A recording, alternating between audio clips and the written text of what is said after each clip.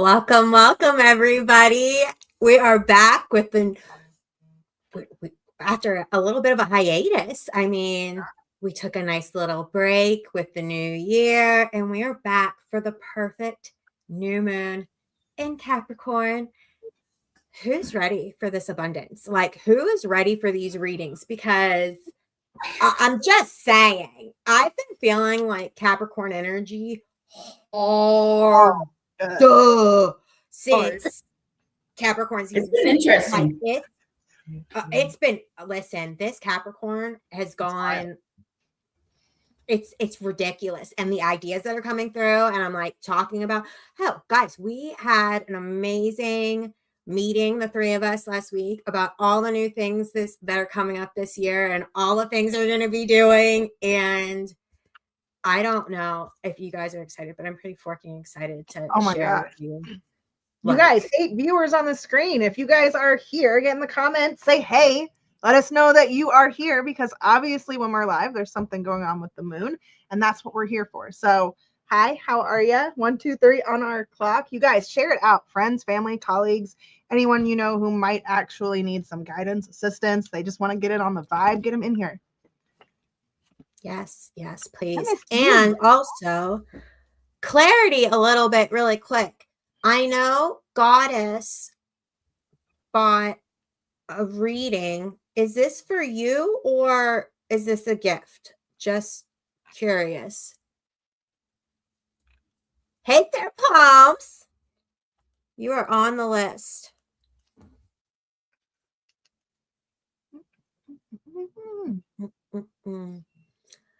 All right, guys. I just want to get that clarity really quick before I even start pulling cards. I know they have been zooming. Wild. It's been wild. It's very much. It's like, I just need to get it done. I want to do this, and I have like all this motivation to just. I don't know. Okay. All right. So you just want a regular reading for you? Face up or face down? Up. Okay. All right, then. So we are starting. I don't know who. I know. Somebody knows. Hi, Tanisha. Right. We've got the. Wow. I shared my post. Okay. 27 viewers. Holy shiitake mushrooms. Get out of here. Is that what that says? Yes. Hey guys, if you are interested in getting a card, make sure, if you are new with us too, make sure you subscribe, because after 5 minutes of being subscribed, then you can make a comment and let us know if you would like a card. Consent is sexy, and that's how we work here, guys. Fish bumps are available. That link is pinned to the top, and I will be a sweetheart. And one more time. Share it one more time. Because hi, friends. hello. Let us know if you'd like a card. All right, guys. And I am going to start with Montel, because this is a gift. And all right, Izzy, you got it. Oh gosh. I keep closing my pen because that's what not smart people do. Okay. All right. Are you ready? Are you ready? Because I'm ready. Ready as I'll ever be. All right, let's do it. Okay, so make me big, Mom. All right, ready? All right, first card of the day. We've got the Hangman in reverse. And there's a lot of feelings of like hesitation with this card. There's a lot of feelings of, am I ready for this? Am I ready to do this thing? I know I have a future. I have this whole future ahead of me, and I'm terrified. I'm really scared of what that means, because now I have to do,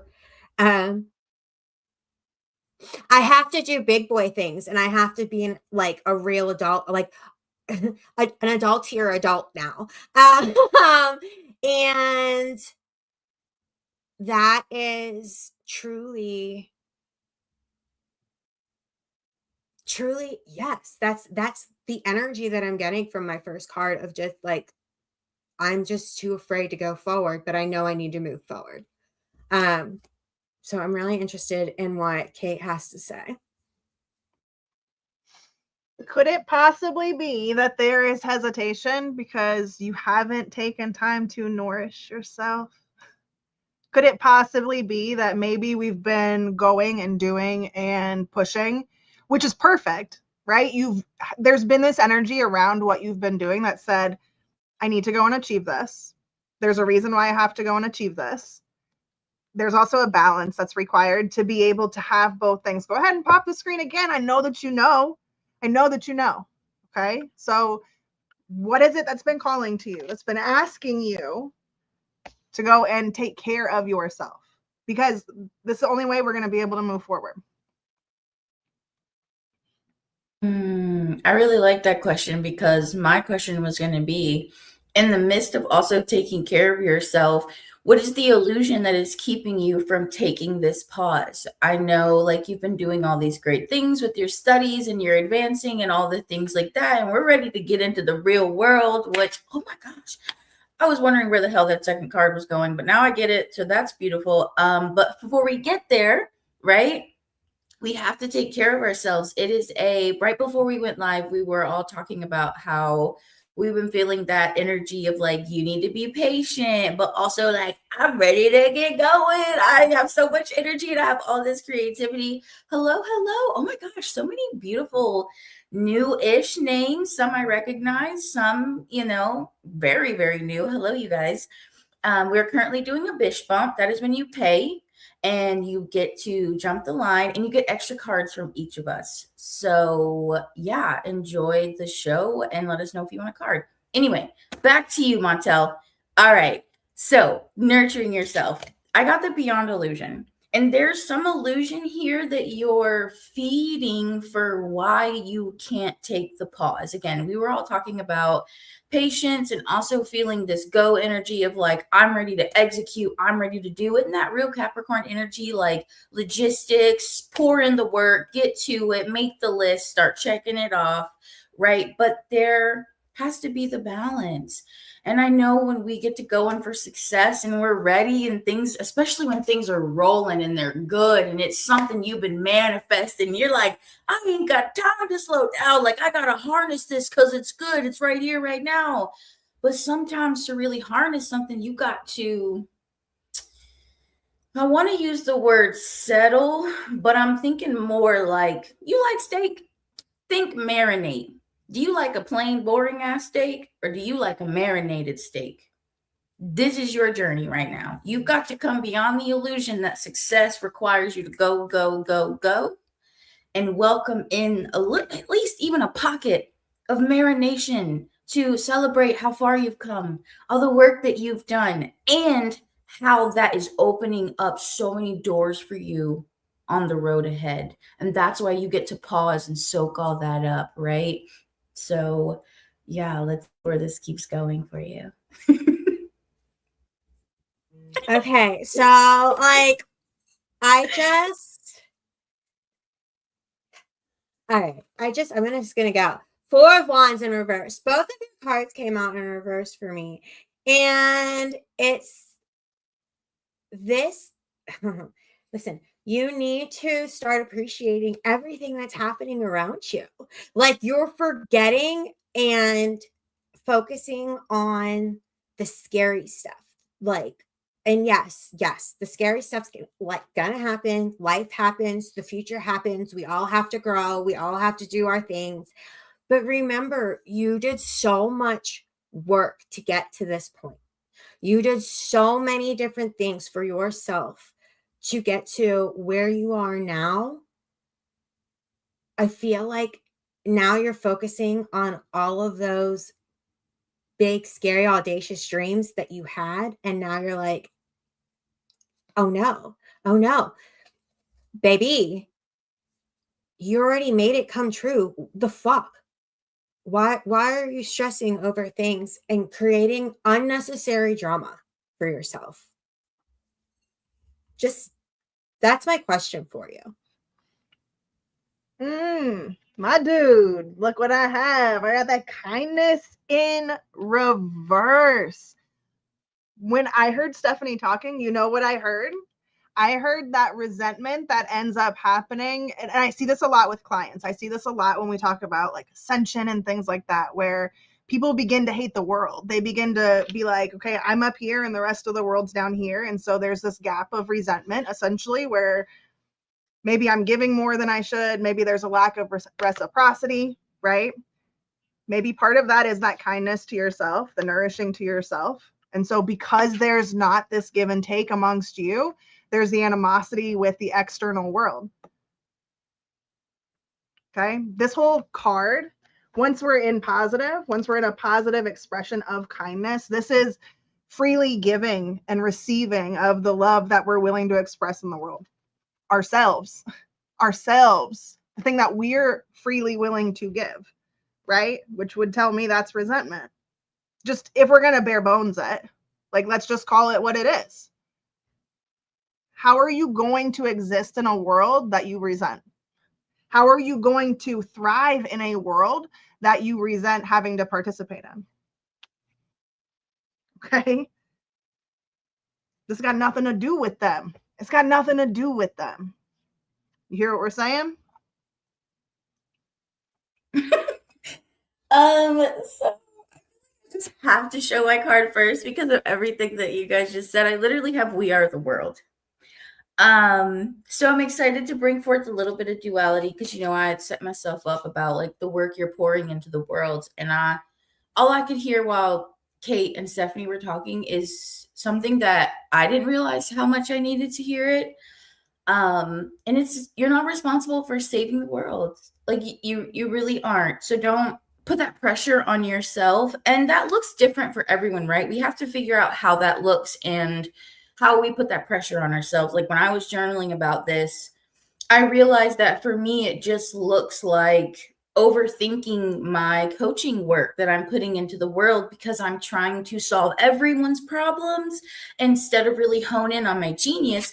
And that's what the message of this We Are the World card, because it really is what Kate is saying, where it's like, it's not about them, it's about you. And it is about them, and it's also not about you, right? Like there's a duality there where you have to know how much of you to pour into the world from a place that truly feels good, that where you're nourished, where you are taking care of yourself, and you're also just not giving too much and then being in that place of resentment, right? Because everyone in this card is a different color and a different shade. Even everyone in the green is a different shade of green, right? And everyone is interconnected, but they're in their own lane. They're in their own world. They're all doing their own dance moves. And this is literally mastery of your physical reality. So, just full circling the message of like, you've got to take care of yourself right now, because it's funny.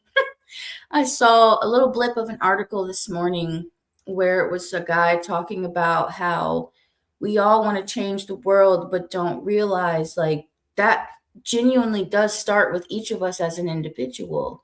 And so for us to be starting the day off with your reading and then it all be this and, a little blip of that article. And I'm seeing a lot of comments about a lot of people feeling this way, right? See, yes, the collective message. So, so proud of you for all the work you're doing.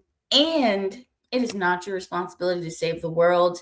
So be driven, want to do good in the world, and make sure that's always starting with you. Like I also have a cleaning business. I do not clean somebody else's house if my own home ain't clean. Not because I care what other people think, because it ain't got shit to do with them and everything to do with me. But how can I go and pour into somebody else's spaces when I can't even pour that into my own space? And that's what it's about. And I feel like that is this message of We Are the World, and just deepening of what these other magical women have shared here. So we would love to know how that resonates for you. And so far we have 7 other bish bumps left only for today. So if you guys want more love and insight, get those bish bumps in. Otherwise, we're about to move over to single free card pulls. But even after you get your single card, remember, you guys, you can still book a bish bump if you're like, nope, I need more information, please. Yes, you guys, so And many look, see? viewers. Right there in the comments, so many new viewers. So let's give a quick rundown because some of you might still be waiting to hop in. Some of you guys might have put your name on the list. Let me just tell you guys how this works really quick. So you guys just witnessed a bish bump. That is where you guys get the extended card readings from all of us. Single readings are free. Absolutely. Stephanie put that link in the comments for you for the bish bumps. And of course, that's where you guys jump the line, like Taylor said. So once we're over in singles, or if you guys choose to go ahead and get a bish bump, you get bumped to the top of the list. Everyone else who is on the singles list is still waiting in line. We do have a 3-minute wait window, new viewers. So you guys have to like, subscribe, and follow the channel. Wait the 3 minutes before you can get in here and start commenting, okay? We have plenty of time on the list. We run till 1:30. And at the end of these readings, once we are off live, we tag every single reading so you can come back and get that in case something happens, like you have to jump off, okay? So don't hesitate. Get in here. Say hi. Let us know that you're here. And it's #card. Just comment, I want a card. I would love a reading. Consent is sexy, and it's the only way we're going to provide a reading for you, okay? Love you, mean it. All right. So first on our list is Butterfly. Butterfly, are you ready for this? Are you ready? I have her card. It came out face down. And I know, you were like, chit chat. And someone's getting a bish bump. Because I know. They're going to get bish bumps. When we did Montel's reading, I asked you up or down, right? And so I had one set that was up and one set that was down. And it's here. It's waiting. Oh, that's a nice card for Butterfly. I'm excited. Oh, you're right. Someone did just get a bish bump. Knew it. Hey. Oh, welcome to the channel. We just kind of know what happens here. Yeah, we're just like that. Hold on. You gonna tell me you got a bish bump? No, we're not gonna tell me. Hold on. If you guys got a bish bump, make sure you guys are in the comment and let us know so that we know we can go back and double check, okay?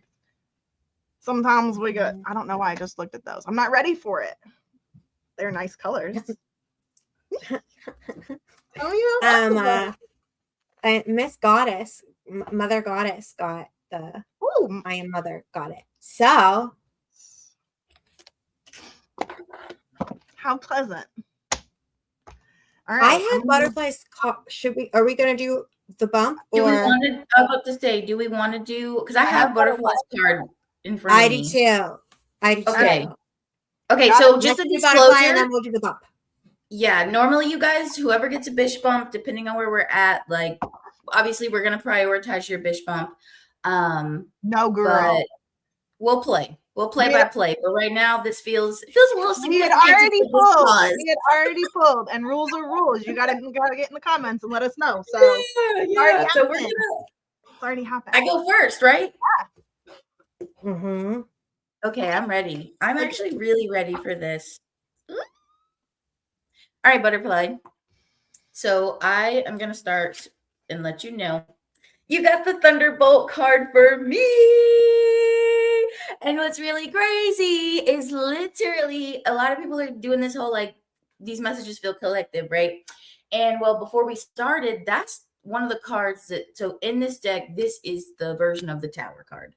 And Stephanie literally pulled that card for us when we were pulling for ourselves before we got on live, because what were we just talking about, Montel? Fill your cup, just like Butterfly said, fill your cup first, right? And so, yeah, it's funny that this comes full circle for you, Butterfly, with this Thunderbolt card, because there has been this energy of, like, so there's the figure in the back in this meditative state with all this fire, this electricity, and these parts falling, right? So I'm curious, what parts work are you doing right now?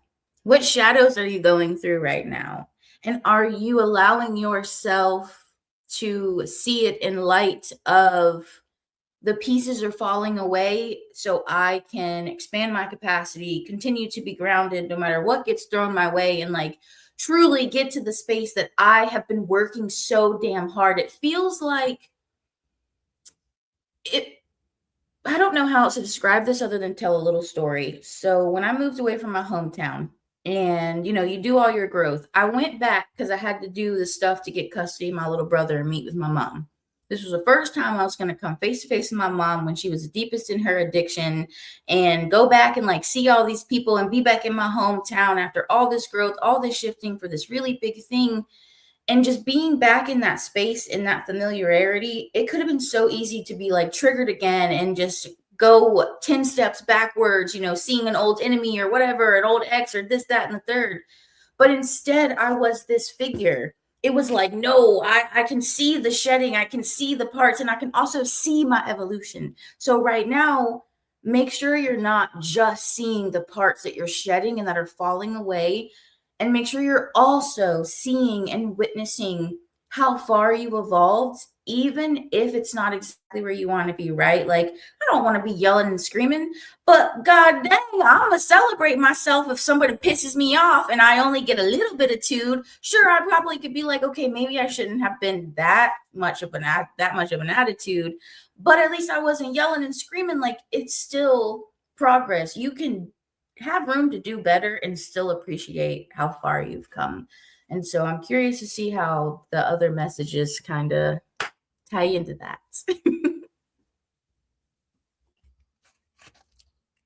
So I'm like, when I flipped the card, I was so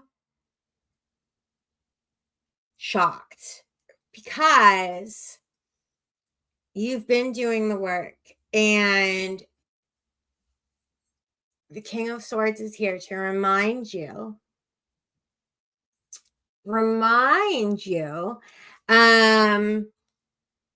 that you're a leader. And I just looked over, you said recently people have been triggered by you. Leaders trigger people constantly because true Capricorn here, the truth hurts. Sometimes the truth hurts. And I feel like this energy of like, you're really starting to realize that it's okay to stand your ground. It's okay to say your opinions, especially if people feel freely to express them to you reciprocally. You can express your own. Okay. So well done. Well done. That's exciting.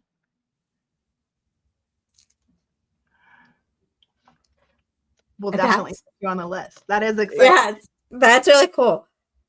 Okay, butterfly. So I'm listening to all of the cards. I'm listening to, illusion shattering, right? When I first heard Taylor's card, I was like, oh, it's going to be an interesting little read for you. And I was super excited about my card. I know you heard me as soon as I pulled it, right? I think the message we're actually getting, I think what's actually coming through and what we're witnessing is, like Stephanie said, it's the cracking of the shell. I think there's a lot of leadership. And in Taylor's story, when she was talking about having a more grounded perspective, a bigger picture perspective, where she was able to kind of mitigate what was happening externally because of the power, the willpower, the strength, the determination, whatever that she had internally that she was working with, right? I have the Harmony card. And this card literally says, dude, I'm not even kidding you. When I am in true harmony, when I am in alignment, it basically all works out for me. It just does what it's supposed to do. Balance is natural, right? It's effortless. And I think you're definitely in this place where, if we look at it from year to year, right? Because we're still in that new year, it's almost like you crossed over that threshold of the new year, and it was like, old me was doing this and responding in this way and still practicing. I was still learning. I was still getting my feet wet, right? And then I crossed over this threshold and I'm in it. Like, I have shattered through that ceiling. I 100% feel confident with where I am, where I'm going, how I'm being received or not being received in a lot of cases, right? And it's almost like you just stepped into it. It's just natural evolution. And I think that's where we are. Celebration. Kudos. Keep going. All right. Let us know how that lands for you. I knew it. You just know. Mm-hmm. Okay. You guys are going to see how these bish bumps work. Because now we're moving back on over. Goddess, you are up. Monica, that puts you on deck on singles unless we get another bish bump. Hey. Hey. Ooh. Okay. 12 viewers on screen. Let us know if you guys want a card. Hop on over in comments. I don't know if Stephanie has Goddess's card, but Taylor, you have her cards? You good? Okay. Okay, then. They'll come, though. Sorry, guys. Sorry. I was flirting and saying. Did you get your coffee yet? No, but because I didn't ask for it because he's already late for work. Oh, that's fair. I know. Boo. So I'll drink coffee after, guys. I'll survive. Hi, Red. What's up, Red? Oh. Bottom of the list again, Broseph. You're welcome, love. Yes, bless you, boo.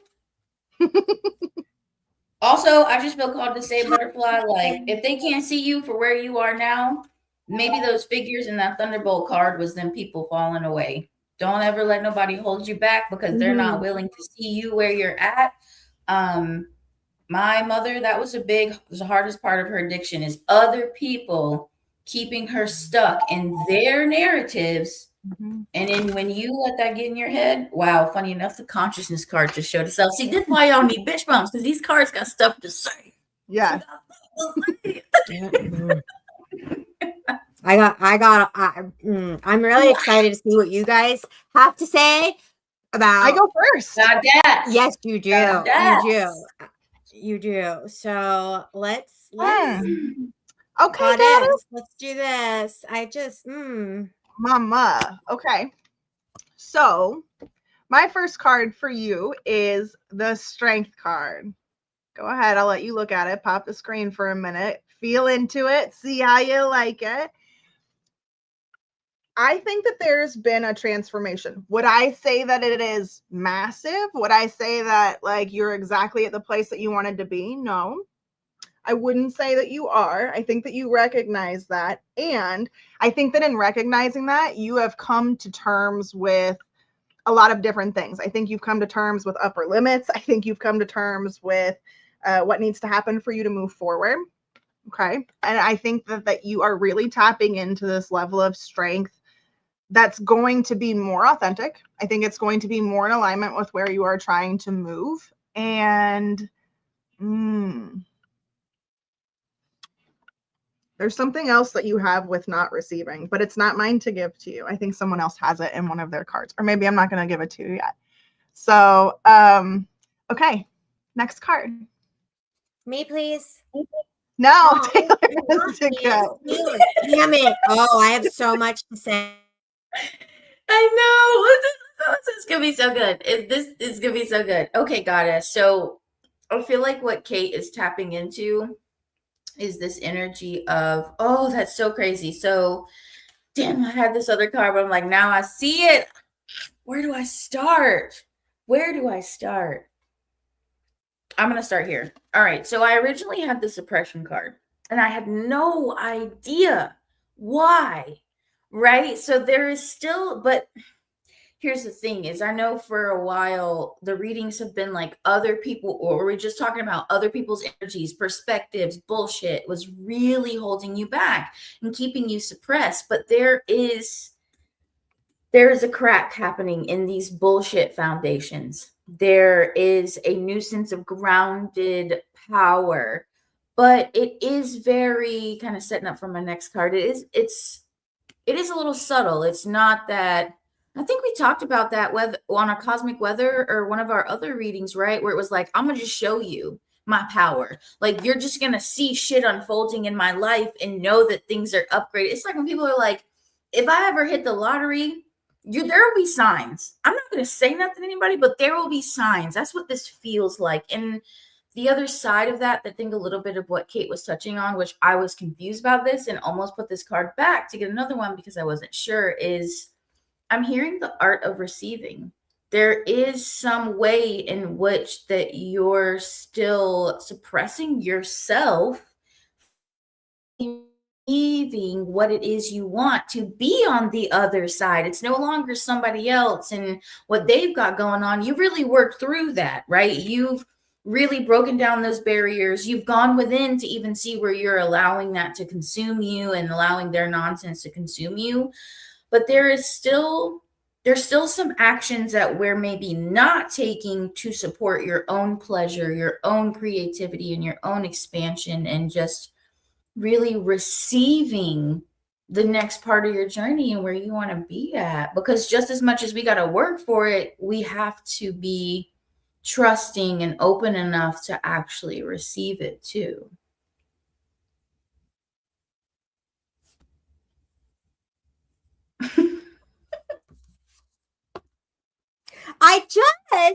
It's all right. We're the general message I'm hearing is from Kate and Taylor. What I just heard is you're having these feelings of, I don't know that I deserve to receive this thing. I don't know that you don't even know. I don't know that this is right for me. All right. And the receiving, what I'm hearing almost, I know I deserve so much more. I deserve this. I deserve that. I deserve this, blah, blah, blah, blah. And we have the Four of Pentacles in reverse. Okay. And right here, it's this feeling of almost like, why isn't it enough? Like, this card is, my question is, why isn't it enough? Why is nothing you're receiving enough for you? Why can't you appreciate what you're getting right now? Because this is telling me that it's like, it's almost like everything that you do receive, you're keeping it to yourself and you're not like sharing. Like, you're not even sharing your happiness with the world. So like, even if you are happy, no one knows that you're happy. So like, hell, I'm thankful if someone thinks about me. I'm just trying to think of an example. You receive a gift and it's like, here's this. I want you to have this. I saw this and I thought of you. And it's almost like you're looking at it like, I'll take it. But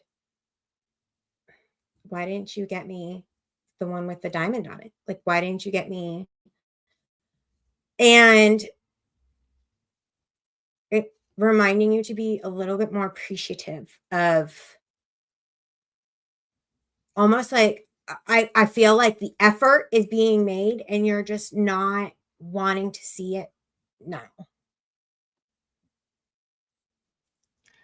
I'm going to give you another perspective. This is not a disagreement. This is just another perspective. That's all. Okay. Sometimes I disagree with Stephanie. Sometimes. And those are fun times, but not today. I agree with her in a lot of these instances. And because of the card I have, I'm going to take you back to last year, several readings when we had given you information. I don't even want to say it was like person specific necessarily, but it was very energy specific. It was very much, you need to cut ties, right? And not necessarily cut ties as in you have to cut everybody out. You have to start over again. But there's a level of detachment that's required from you and where you're going. So I'm going to offer you a different perspective. I have the initiation card, okay? And there's two paths that happen, okay? When we go through any type of journey that we're going through, ascension or otherwise. You've been offered two options, okay?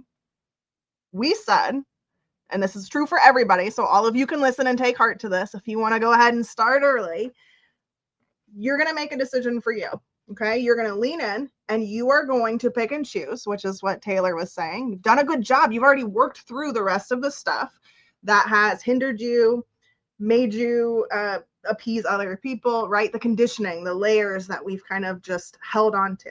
You've gone through the initiation. You've done the things. You've gone through the initiation of cutting ties with people who are toxic and who are dragging you down, and also initiating ties with other people who are going to challenge you and lift you up and do all of that. Okay.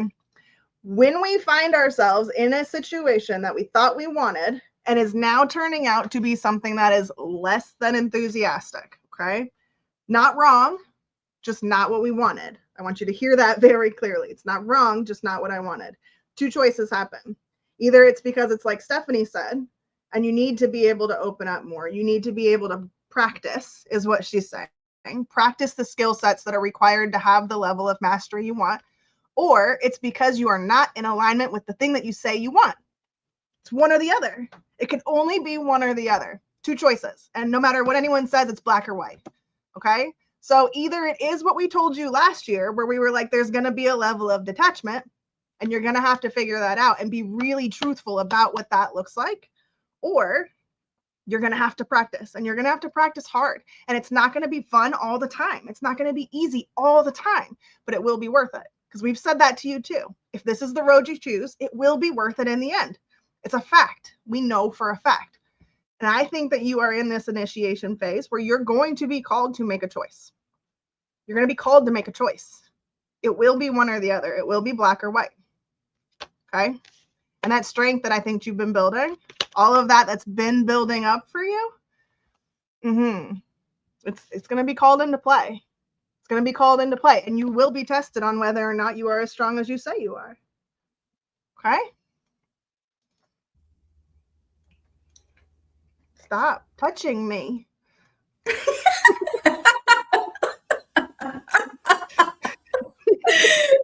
my God. I love this. Okay, so I agree 100% with everything that everybody had to say, and I'm excited to be the one to bring it full circle, especially when Kate's over here talking about black and white. Hello, because you know I'm gonna come and talk about you're not gang, gonna. right? I still got one more. I got full circle. Oh shit! Okay, perfect. Okay, so listen. Kate's telling you it's a choice, and it is a choice. You got the creator card from me, and it's suit of fire, so it's about action. But what's really exciting is we also started this message where Kate was like, there's a subtle shift in power. Do you see this figure? Do you see the subtlety, the peace, the groundedness in him, but that light emanating? Roll your eyes again, Stephanie. Roll your eyes one more again, you little Capricorn ass. All that take attitude. I love you so much. I love it so much. Quit reading my motherfucking card and I won't roll my eyes. I can't help it. You gave us consent to be soul sisters, and now we're in it, and you're telling me you don't want me to be in it? What the fuck? I love you. Keep doing it, baby. Keep doing it. I love it. Okay. Anyway. Creator, right? Take the action. It's this subtle shift in action, and it's so fun because I went to go put my little mushroom stuff in my coffee, and I was thinking to myself, because I'm like hearing Kate talk as it's echoing through the house, and it made me think back to when I started playing with manifestation. It started out with me manifesting a great parking spot at the Tanger outlet to get close to my job on a Saturday morning. It started out with, like, I used to work next to the Auntie Anne's, and all the extra pretzels at the end of the night, they would like give it to us because we were right next door. It would be like manifesting the leftover pretzels instead of the workers taking it home, or it would be like pizza for dinner. We not manifesting pizza for dinner no more, boo. We're done with that. Okay. We had our fun. We had our time. And now it's time to move beyond that. And Kate's talking about the black and white. And I'm thinking, like, you are now creating the circle. You have been on both sides of these choices. You understand what it looks and feels like for something to be out of alignment with you. And you know what it looks and feels like to just want more and know that I want more, and I just need to show more gratitude for what I have now to create the more, right? So you know what the side. So now it's time to bring it full circle, which is why I'm so excited. Actually, I'm not going last. It is Stephanie. I can't wait to see how she brings it full circle, right? But it is time to be a creator and understand that, like, when you take both of those sides and you make a choice with the information that you have from both of those sides and what it looks like to live on each of those sides, that's when you're finally going to break through, right? That's when we're going to be unbound. That's when our manifestations are going to start going to another level. And you're going to, I also just feel called to say you do need more gratitude, right? Like you've got to appreciate what you've done. Like I used to be so, you would have thought I won the lottery when I got the perfect parking spot if you looked at my excitement through the car. Okay. No, I'm still broke working this shit job. Like, but I just manifested the best parking spot and it's a rainy day. Like, you can't fuck with me. I'm on top of the world, right? Like, that is the energy. And it can also be subtle, which is where I think Kate's picking up on, is it does still need to be, it seems like a season of humbling. Like, be humble, make your moves, and also still generate this excitement and this power and let it feed the light and the joy and the excitement and the ambition inside of you. So you can really start to manifest what does feel more aligned for you. 11 viewers on the screen. And 11's like the manifestation number, madam. I'm just okay. All right. I'm like, be nice. Be nice. It's the whole thing. And 11. woo! Okay. Yeah. Okay. So Taylor was talking about, you got the Emperor in reverse. Taylor was talking about having this power within yourself that you're not recognizing. And you're allowing others to take that power that you have and make it look negative. Okay? You have, and you've already proven to yourself what you're capable of. You've proven to yourself what you can accomplish. You've proven yourself to yourself that you can do X, Y, and Z. Why are you letting this fucktard get in your head and steal that power away from you? Why are you letting them get in your head to the point where you're now believing that you don't have this power within yourself? You don't have these capabilities within yourself, even though there's legitimate proof that you do. So again, I ask, why are you letting this fucktard get in your head? Is it doing you any good? Are you growing in any way? I feel like you're almost going backwards, right? From all the work that you put in for yourself, you're forgetting everything that you did to get to here. Why? Why? Okay, cool. Love you, Mina. All right, guys. So yeah, Madam, let us know how that resonates with you. We are Someone back. else is getting a bitch bump. They just didn't comment it. Monica needs to set that intention. Set that intention, Monica. Jeez. I've been shuffling for like Stephanie's entire You said that, and I just got the card flew out. Is this Monica's card?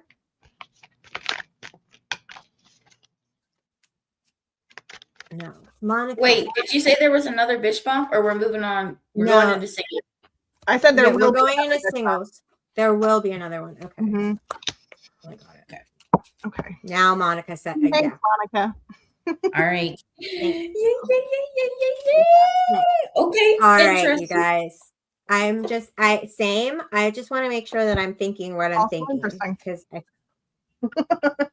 Mine's Interesting. too. Wasn't expecting that. Feel like I haven't seen this card in a while too. Actually. I'm glad that I'm not going first. That's what I'm saying. You right, Sarah Palms? You right. Just people should go ahead and get up on in here. 11 viewers on the screen. Share it out. Get in. Get a card.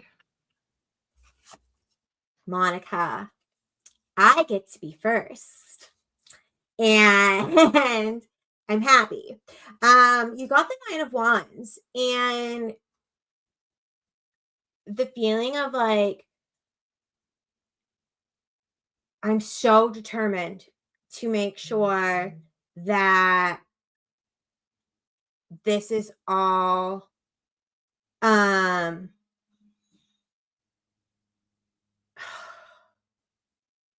so determined that this is the life that I'm going to have. I'm so determined that my dreams are going to come true. I'm so determined to not be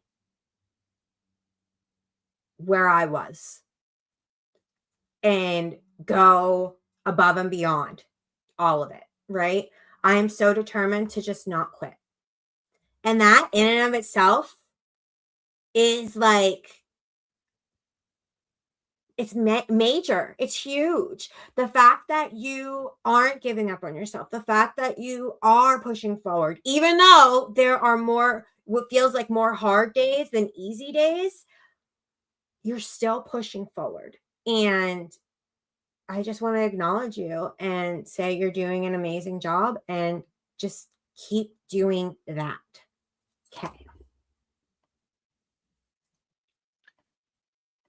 Monica, this is exactly what we were talking about I mean, like every single one of those readings that we've ever talked to you about, with trusting, divine timing, abundance, manifestation, rituals, finding your own authentic, like all of the things. That's exactly what we were talking about. Okay. Because this feeling, and I think this is carrying over from confirmation and things that we had with Brittany from last week. And you got a card reading, I believe, last week. Well, the last time we did a reading. No, you were not there. Were you? Anyways, not the point. Okay, so my card is Maktab, and this is the Arabic translation for "it is written," right? And so Stephanie was giving you kudos for this ability to push through. When we were talking to you about all of those things, that's the start of ascension. That's really the start of that journey where we're looking at it and saying, look, there are more challenging days than not. It's a lot harder to go ahead and anchor in and find the alignment and start moving forward.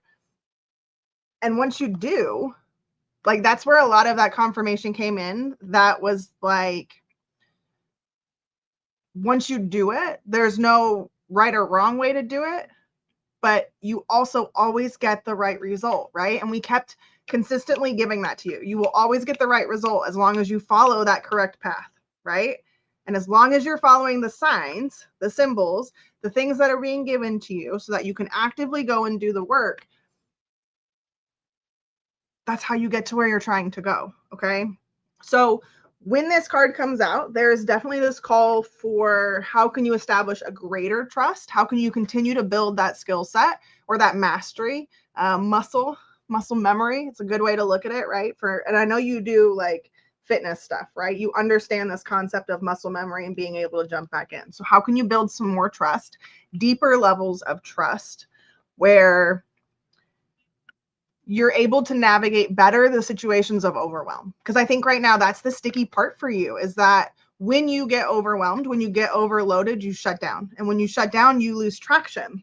When you lose traction, you lose the ability to continue to pick up that momentum. And so you feel like I'm not good enough. I'm not making enough headway. I didn't do things the right way. It must not be for me. All of those things, right? Knock it off. Just knock it off. Continue to follow the signs, continue to trust. And this feeling, now that you know what it is, you'll be able to anchor it in a lot easier. Okay. That's so good. Okay. So my card for you, projections.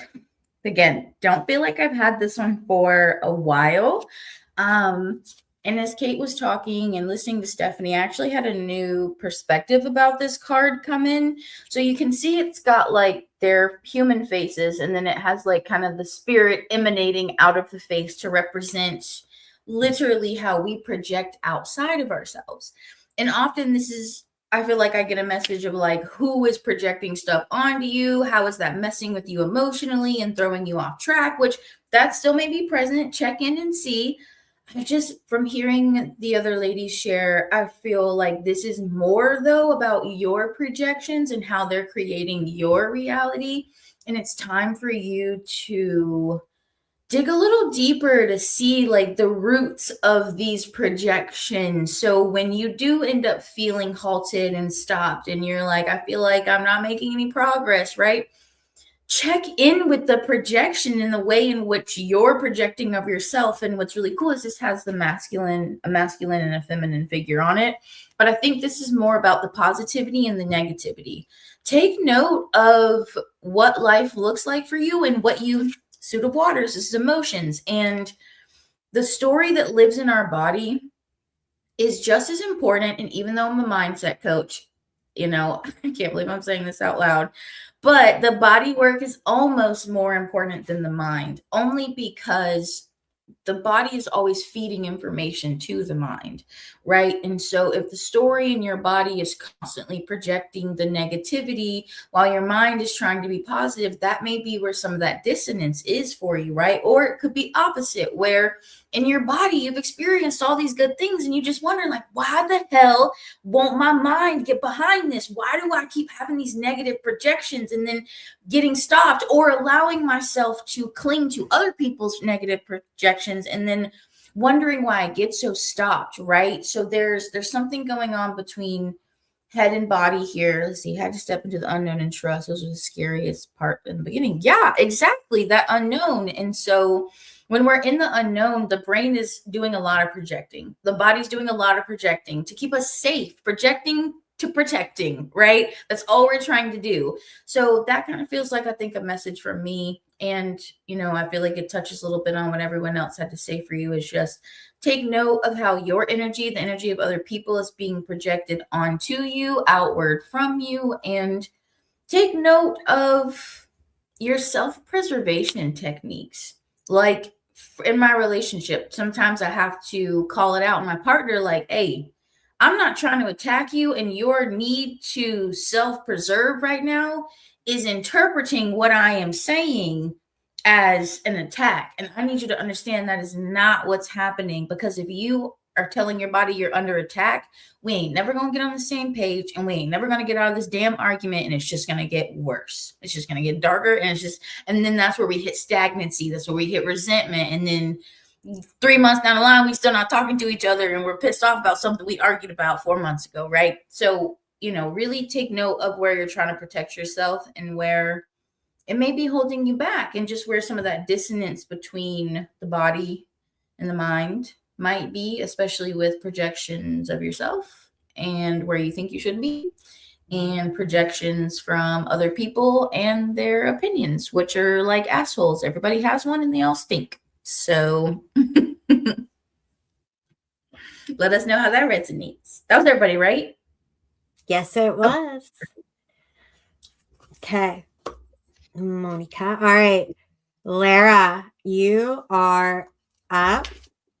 Holly, you're on deck. Sarah's after that. You guys, Bish Bumps are still open. That link is pinned in the comments. You guys can also find the link in the description super quick if you want to jump down and grab that. We have 6 spots open. So feel freeze. Feel freeze. I got later. Or just click the link that I just commented, because you're too nice. I am. I'm really How are we nice. supposed to call you the mean one if you keep being nice? Stop it. Because it's a secret, right? Is it my year? Yeah, we got you on the list, Rachel. Yeah. And if you need to go at any point, just a reminder, we do tag you guys. And you also can always pop back in later, but you'll get tagged, so that way you can come back to it if you got to head out at any point. But you are on the list. Mm-hmm. All right, I'm ready. I think I go first, right? Because it ended. Yeah. Yes, Rose, you're on the list as well. Yes, to be focused. And hello. I don't think I've seen that name pop up yet. Hola. Me neither. Hello. Okay. All right. Lara. So I feel like I might have got this card for you most recently when we read for you as well. Heard. Sorry, side quest. Got distracted. Anyway, but I got the burden card. So this is Suit of Clouds, and it just feels like the question of what's on your mind? Like, where are you at in your head? And I also don't often get called to ask this, but like, are you okay? And surprisingly, it feels like one of those times where that's it. Like, truly, Lara, are you okay? Mentally, like, where are you at? How are you doing? You know, we were talking about this Capricorn energy. It is very logistic. So, for my empath, my flowy people, you may be struggling a little bit on how to handle all this Capricorn energy coming through to you, and especially mentally, because it may be creating some hyperactivity.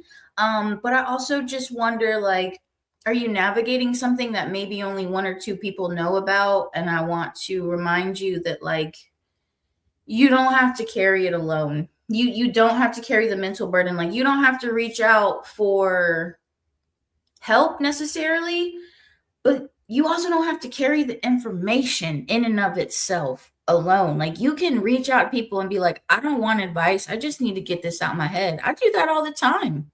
That's how I decompress. So what's the mental burden? And again, are you okay? And if you need somebody to talk to, like, just to soul vomit, like, think of somebody, and whoever comes to mind, reach out to that person and be clear that you don't want advice. You just want to be heard, so you can release this burden and not have to carry it all alone. See, I'm really happy that you went first, Taylor, because I was so scared about this card, because I was like, but wait, I thought, hold on and then you said all the things that you said, and you got the star in reverse. And it's like, I'm feeling a lot of loss of faith in all that you've been doing, all you've been working on. Like, is this even what I want to do? Is this, like, there's just so much doubt that, and again, I'm honestly, I'm wondering who got in your head, who the fuck's talking to you. Like, I feel like somebody said something that just threw you, like, and it was so unexpected. It was so not something that was like you'd ever expect to hear from this specific person say to you. And the way that they said it to you was so almost like soul shattering for you, because it's just not, it almost like you can't look at them the same now. And it's like this feeling of like, oh, that's what you think of me? Wait. Oh my gosh, like nothing's real. And yeah, like that's totally the energy that I'm feeling. And I'm really curious what Kate has to say to close this all out. I've been waiting. My hands are up. All I did was mute. All I did was press the mute button, and then it switched me back. Tech glitch. Hi, friend. Let us know if you'd like a card. Okay. Yes to both of you. Yes to Taylor going first, because I also had the exact same thing where I was like, oh, wait, I thought things were different. And now I feel weird. It's awkward. Okay. So, love that for us that Taylor went first. And I really like that for you, Lara, because last time that we all were talking, we were talking about this level of being high C, being high capacity, right? And Taylor had said something during that literally, like, it has stuck to my soul. And I have thought about it so much since she has said it, where she had mentioned, look, once someone who is high capacity tells you that they are at a level of fatigue or burnout or like just an upper limit of some sort, you have to listen to that, because someone who is that level of high capacity to be willing to say that, that's when everything crashes, right? Like, that's really a tower moment when we think about what a tower card is. And to have people witness you when you are someone who is high capacity, even when you say nothing, literally that relieves the burden that's on your soul so much. So for Taylor to come and be like, find someone to talk to, find somewhere to go where you can have that level of peace, I think that's huge. And I think that alone in a message, we could have closed the reading right now for you, right? Like, I think that for you is kind of just clicked in. I have the Prism card. Okay. And when Stephanie was talking and when Taylor was talking, a lot of the information that I was hearing was a lot of this conversation about, like, I remember when I was a kid, my dad gave me this piece of advice that he was like, listen, when someone's really angry with you, you know for a fact that what they say to you is truthful. That's how they view you. That's how they think of the situation, right? And it reminds me of when people say that a joke is not really innocent, right? There's a level of truth that happens with jest where it, like, whatever was said to you was like an undercut. It was an undercurrent that happened. It was like a jest that was just kind of under the table and you caught it, right? And I think, yes, it scattered your view, it scattered your focus. But more than that, dude, like more than that, pain has the potential to be transmuted into something. You can't feel one way and not feel the polarity in that level of extreme. Okay. So if you are this level of hurt, if you are this level of disconnected, I'm hearing the word shock. Like shock is the word. Hi, Amy. Yeah, there is a level of shock that's in there. And if you really are at this place, that means you also have the potential to still go back and feel the level of hope, resilience, focus, trust that you had in the beginning. Okay. Seasons happen for a reason. Lulls happen for a reason. This ability to reassess and recalibrate and find that next step on your path happens for a reason. Okay. So you don't need to worry about what this means or where it's going to take you next. You just have to make the decision to not step off the path. Okay. And like Taylor said, if that means you have to go find someone to talk to, if that means that you have to unburden yourself, you have to find relief, you have to just find acceptance and surrender, whatever it is that works for you, you need to go and like actively go seek it out, actively go and do it. Especially if you're going to be trying to recalibrate and pull all those pieces back together so that you have the actual rainbow you're looking for. Okay. Love you for real. For real, for real. Let us know how that lands for you. Am I done? That was me on the end? Huh. Go figure. Miss Holly, you are up. And then Sarah and Tanisha after that and on down the line. Mm-hmm. Okay. Got you. Oh. Holly. Oh, shoot. I need a pool card for Holly. Holly. This is exciting based on the reading that we had with her. I know. You guys, speaking of which, have you heard about those mystic duets? I mean, they're private readings with a private reading with the three of us together in a magical Zoom space. Oh my god. Mm-hmm. Oh my god. And yeah. You guys can actually find that in the description in the link tree that we have. You can actually find all of our links in that link tree, but Mystic Duets is definitely in there. The link for the Bish Bumps is also in there. Mm-hmm. And the direct link to our readings is in there. Like this live that you guys are on. So if you ever need to find it, it's in there too. Stephanie really is nice. Really is nice. I mean, I'm taking back that you're the mean one. It's been a lie this whole time. I know. Secretly, it's Kate. I'll take it. I'll take it. It's me. She's the mean mom. She's like, it's me. It's really me. It is. I'm sure. Look, with 5 kids, one of them will say it. There's validation in there somewhere. They wouldn't. You're right. They all think I'm great. Yeah. Okay, I'm ready. Yeah, the Mystic Duets are super cool, right, Holly? Okay, I love this for you, especially after that reading. Okay? Are you ready? I'm just going to show it to you. Celebrate! I got the greatness card. Look at that. I think in this reading, there was a level of recognition, you to your soul, where, okay, I'm going to backtrack, and I hope you don't mind that I say this, because I already said it out loud before. There was an energy, because I said this during your reading, where I was like, you kind of like pulled back, right? You pulled back, and I was like, Holly might be mad at me. Holly might be mad at what we did. Holly doesn't like us anymore.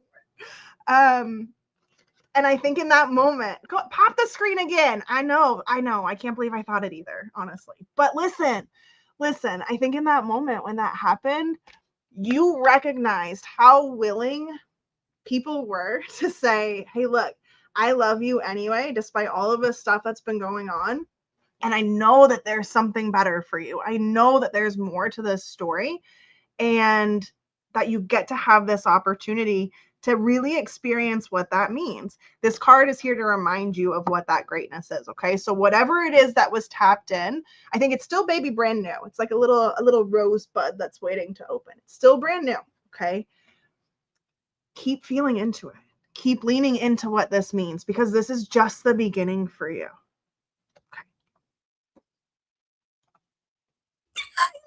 You said that, holy fucking shit. Okay. All right. I hope I say this right. Sonika, if that's incorrect, I'm so sorry. Please like the little abbreviations. You did not miss yours yet. You're a little bit down the list. But we try to say the names when we start, so you know that we're doing your reading, and our amazing tech goddess, Stephanie. So fun fact too, for our new viewers, we all have other businesses outside of this and have created this as well together. So please make sure you get connected with us, follow us on Instagram, Facebook, get to know us outside of this. But Stephanie is an amazing tech goddess, and at the end of these, she goes through and she tags you. So if you have to pop off, just a reminder that you will be tagged so you don't miss anything. And we got you on the list, but you are a little bit ways down there. So hi, Jean. Hello. Let us know if you'd like a card. Okay. So, gosh. Anyway, so flowing right from Kate, I got okay, beautiful. Yeah, observe, keep what resonates, let go of what doesn't. Hang out, have fun. Maybe make some coffee. So yeah.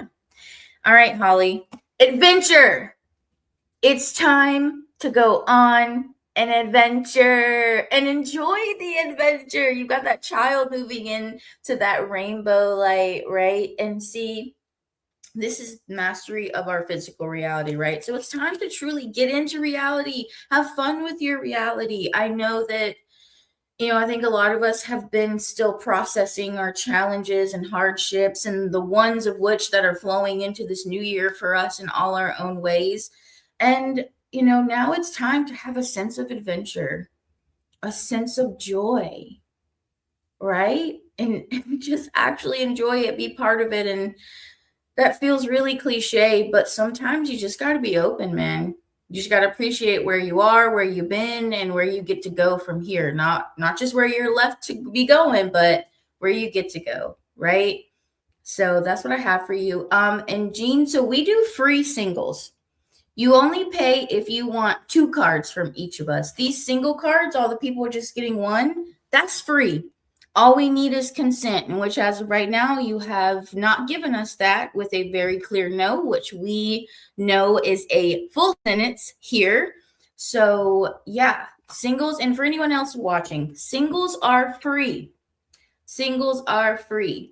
If you pay, you get a bish bump, which is where you get 2 cards from each of us. Obviously, we spend a little bit more time going into these cards to give you the insights. But otherwise, when we say, let us know if you want a card, that is us just holding free space for you guys and letting you get a taste of how we treat you, how we operate, how we read. And if you like it and you want more depth, that's when you would get one of our paid services, because we do also offer private readings. So yeah, Holly, let me know how this adventure card resonates, and I can't wait to see what Stephanie has.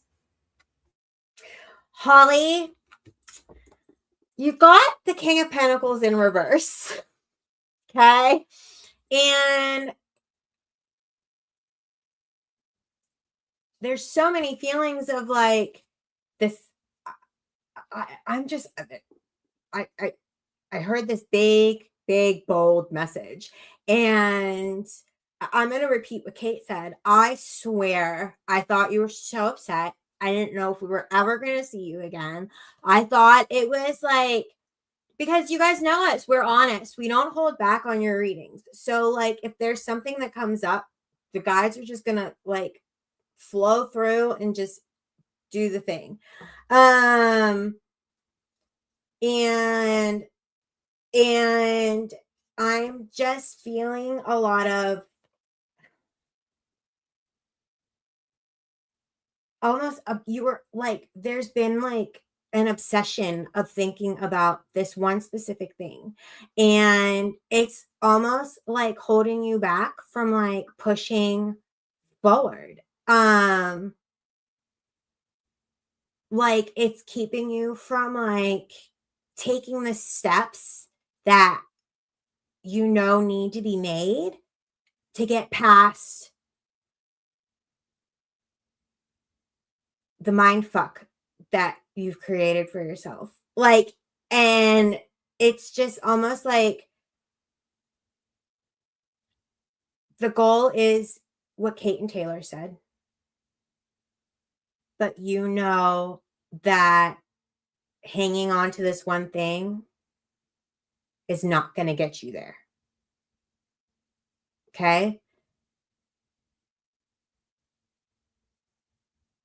Let it go. Let it go. You're stronger than you're giving yourself credit for. Let it go. Yeah. Okay. That's it. That's what I got. That was last, right?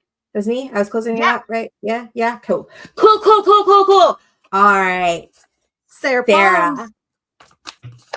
Sarah Palms is up. Tanisha, you are on deck. Izzy, you are after that. 12 viewers, you guys. Make sure you're in the comments. Say hey. Say you'd like a card. We love to give these readings. And who got the fish bump? Because I still got 2 cards. Somebody did. I already know. I don't know. I honestly, no, like. It's still early. It's still early. We still have a little bit. I love, these are my favorite days when we get all of the bish bumps that happen in between all of the singles. Like, I don't know why. It makes me, I am the mean one. That's how I know right there. Where I'm like, I can't wait to see who gets bumped off the singles list. So why am I like that? Because it's fun to bump people off the thing. I don't know. Because you are the mean one. I am the mean one. I'm the youngest child. That's why. And I'm the eldest. I come by it naturally. All right. Okay. Figured it out. All right, Miss Sarah. All right. Are we ready? I'm ready. Okay, Miss Sarah, friend, again, like, I don't know that I'm okay with being first, but here we are.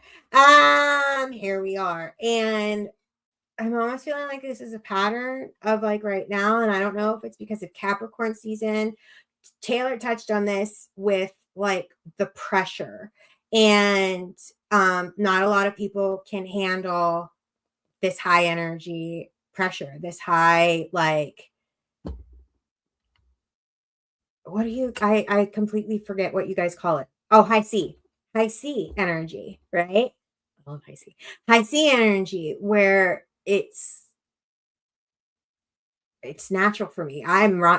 This is my constant. This is my all the time. So when I feel inspired, I just don't stop. Like I can't stop. And I feel like you're the same way. And you got the 5 of Swords. And I want you to know that there's nothing wrong with being high C. Okay? Nothing. But what I feel has happened, or someone was like chirping in your ear and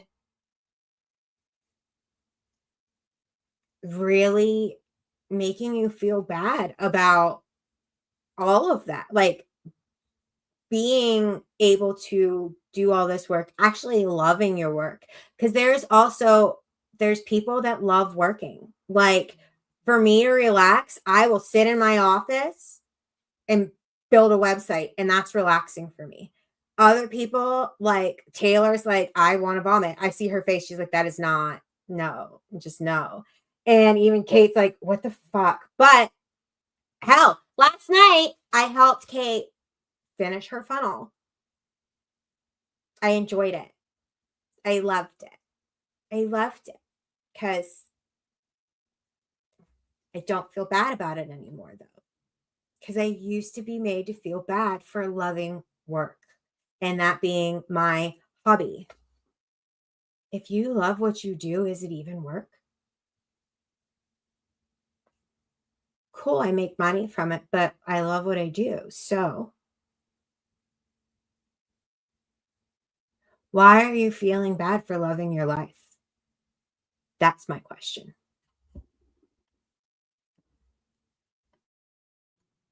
Okay, so we already know this is work related.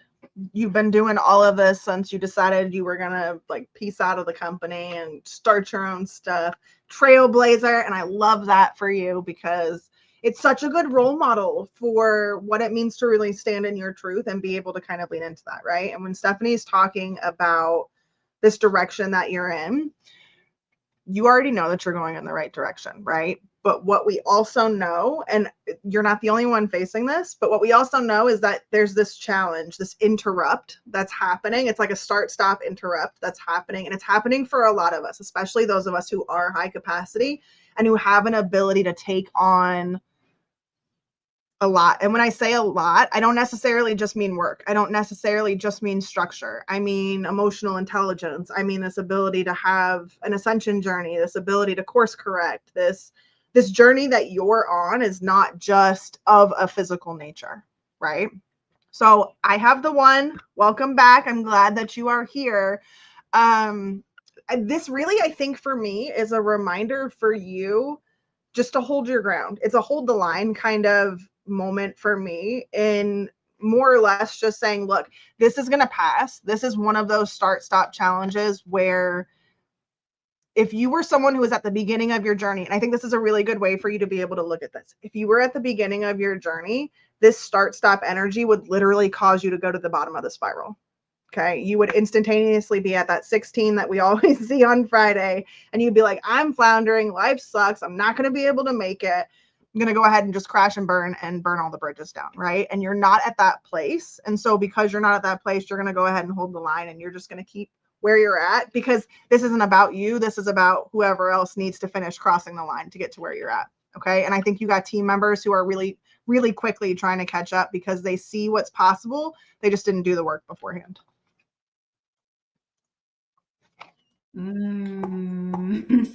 We know all about that needing to do the work. I was talking about that the other day in a post about real leaders don't avoid the work and don't fall victim to the hype of the CEO hype, where if you still have to be on in your business and it's not making money while you're sleeping, well, then you're still a worker bee for your company. And what? I'm building something. I'm doing the work. I'm following my inner voice. And we're not talking about just the voice, right? What I love about this inner voice card is this is the card in this deck. So it's part of the suit that represents like the major arcana and all the things like that. So this is bigger picture. This is all the things. We're zooming way the hell out. And it's not just about the voice, but it is about your authenticity, your ability to truly speak up about what you need, what you want, what you have going on, right? And so right now, like, you've got to really know your voice, because you can't ever begin to truly trust it and execute if we don't actually know. And sometimes our own inner voice it evolves, our intuition starts thinking higher than where we're even ready for it to be thinking and playing. And it's like, whoa, we're there.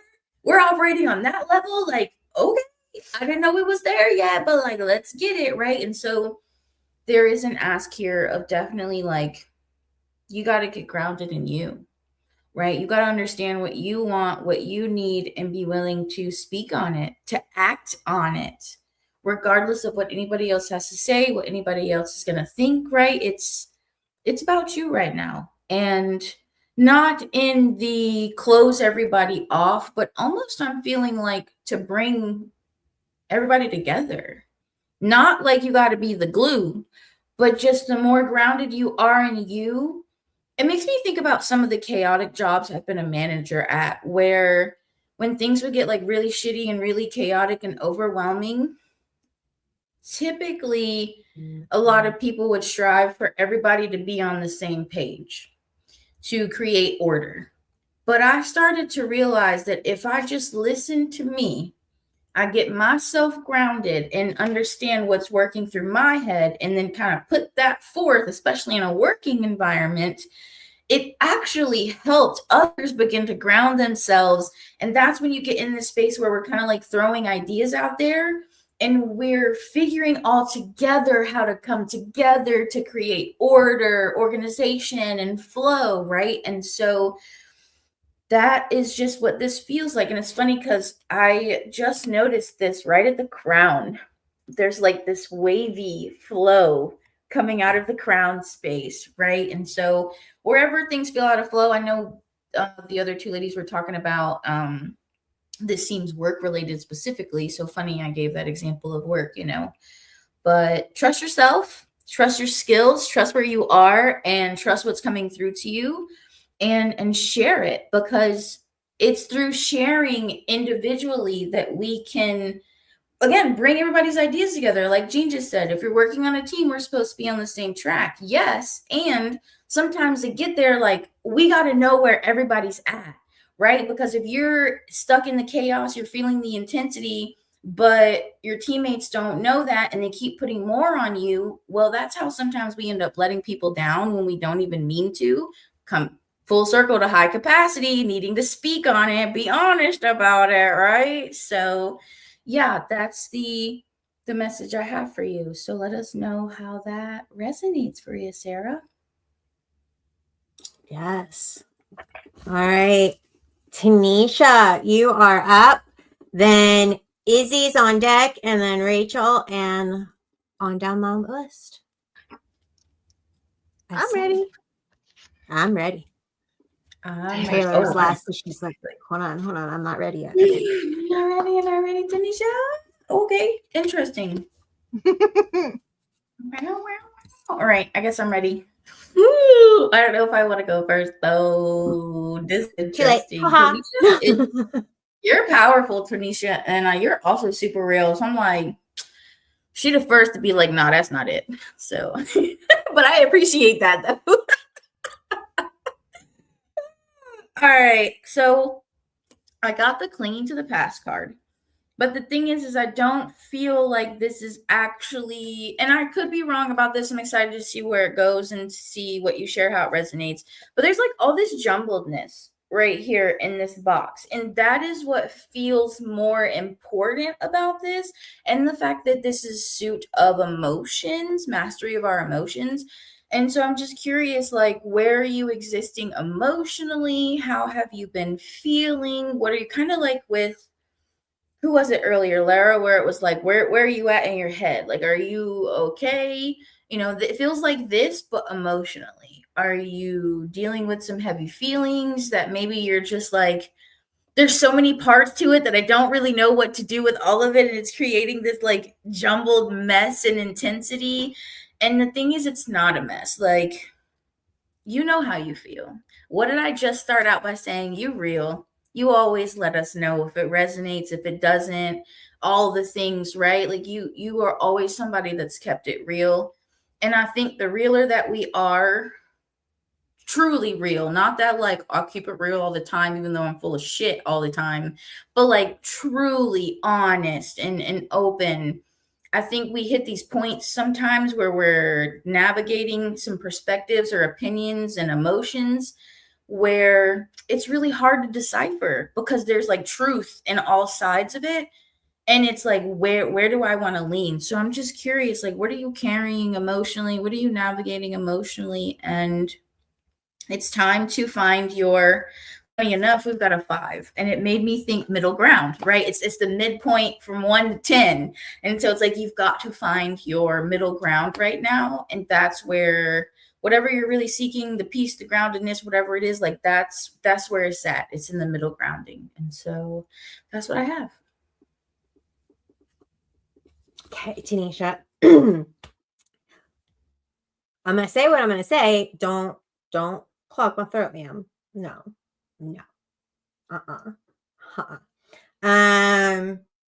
So, and it's not even a bad card. You got the King of Cups, and Taylor said already, like, you're the master of emotions, right? And so it's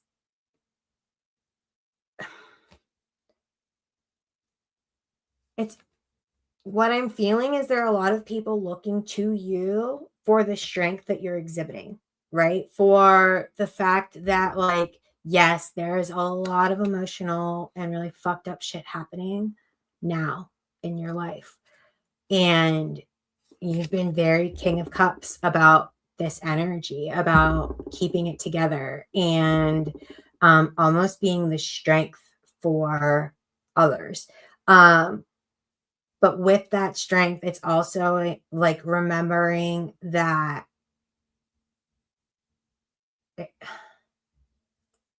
you're allowed to ask for help. Like, you're allowed to let people know that you're feeling your feelings. You're allowed letting people know that you need a hug. You're allowed letting people know that it's been a hard day, right? Just like they do with you. It's called reciprocal energy. And like,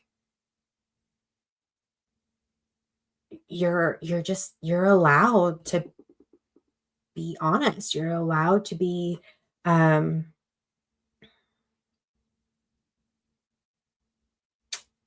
a specific word I want to use. Vulnerable. You're allowed to be vulnerable. You're allowed to just let people know what's going on, because that shows true strength also, that you're trusting another person. Okay. And they do care. They do care. It's not that they don't care. They do fucking care. So, okay. I don't know what you have going on. Goodness. Okay. It sounds like, just from these cards, holy Moses, like you're constantly turned on, as in like the lights on. I have to be active. I have to be in response mode, right? Like that's the first thing I think about, like a first responder. I have to be on. I have to be turned on in the moment, like present, and not even just present, but I have to be more than present. And this feels like, hi Tanya, we'll definitely put you on the list. This feels like, it feels almost like you're asking for the reciprocity that Stephanie's talking about. I have the compassion card. And interestingly enough, this was one of the cards that I pulled before our reading for our reading. And the thing that sticks out to me in this card, as I'm speaking about, you know, how I'm kind of interpreting what I've heard, is compassion is literally a form of empathy, right? It is to know what suffering is so that you can understand where someone else is at, so that you can offer a level of support that is able to help them get through something, right? To be empathetic, to understand someone's situation. And it almost feels like that's what you're asking for. You want people to understand your situation. Like, you want to be heard. You want to really be heard so that you can really set down the burden that you've been carrying. That's what it sounds like. That's what I hear from what everyone else is saying. And I think there's a level of compassion that we have to offer ourselves as the person who was suffering, as the person who knows what it is to suffer, right? To be the one who is in the situation saying, I want to be witnessed. I want to be heard. I want to I want to be held. I want to be supported. I want to be taken care of, because I'm tired of always being on, always having to be in critical response mode. And why can't I receive that, right? There has to be a level of compassion, I think, that comes from you towards someone's inability, or maybe I'm going to stick with inability. Someone's inability to just be able to read your mind. Like Taylor was talking about, you got to be able to speak it, right? You got to be able to share it. You have to be able to not just be present and be always in this critical response mode, but to also be able to step in and say, I need help. I need support. I need to be witnessed for whatever this is, right? And Taylor, did you mention back to Lara? I feel like you mentioned back to Lara's, maybe it wasn't on this one. Yeah, okay. It's exactly the same thing that we were saying with Lara, where, look, in order to be able to tap in, you have to be able to identify where you're at. And now that you for a fact know where you, girl, we're all always misunderstood. That's what it is to be high capacity. It's not just a Taurus thing. I'm a Leo. Taylor's a Gemini. Stephanie's a Capricorn. Bitch, if you think that we haven't all been in this situation where we feel run down, play this game one more time. Like, this is not just a Taurus thing. This is what it is to have the capacity to be someone who has suffered for so long that you had no other option but to be strong. You understand that, right? We call it trauma. We call it being triggered, right? And sometimes that happens from good intention, like having to take care of people that you didn't plan on taking care of. Or like I think about step parents when they step in that kind of situation. They take on a burden that for them, they didn't necessarily sign on for, but they're suffering with it, right? There's compassion for the situation, for their own capacity to be able to hold that. And I really think that that's where we're at. You get to be understood because you're going to share it. You're going to share it because you value yourself enough and you care enough about yourself to be empathetic to your situation and say, I can't do it by myself. Even if I am a Taurus, one of the strongest signs, one of the most stable, grounded signs, if I can't do it, then what? Right? Like, think about that for a minute. You deserve to be grounded in yourself. Go do it. Am I the last one? Oh, I love you, mean it. She closed it out. She wrapped it up for us, Tanisha. Yeah. Let us know how that resonates. I already feel like... Ooh, Izzy. That intention. Yeah, I have Izzy's card and I'm a little nervous. I'm really happy that I'm... Shut up. No, you didn't. See, you gotta lean into it, sis. This is not the state you can be in anymore. You can't live like this. There's only one other choice now. And you know we're here. You know we're here. What she said? Just saying. Okay. Izzy, is this first time? I'm nervous. I love first times. I'm excited and nervous also. Yeah. Hi, Izzy. Glad you're welcome.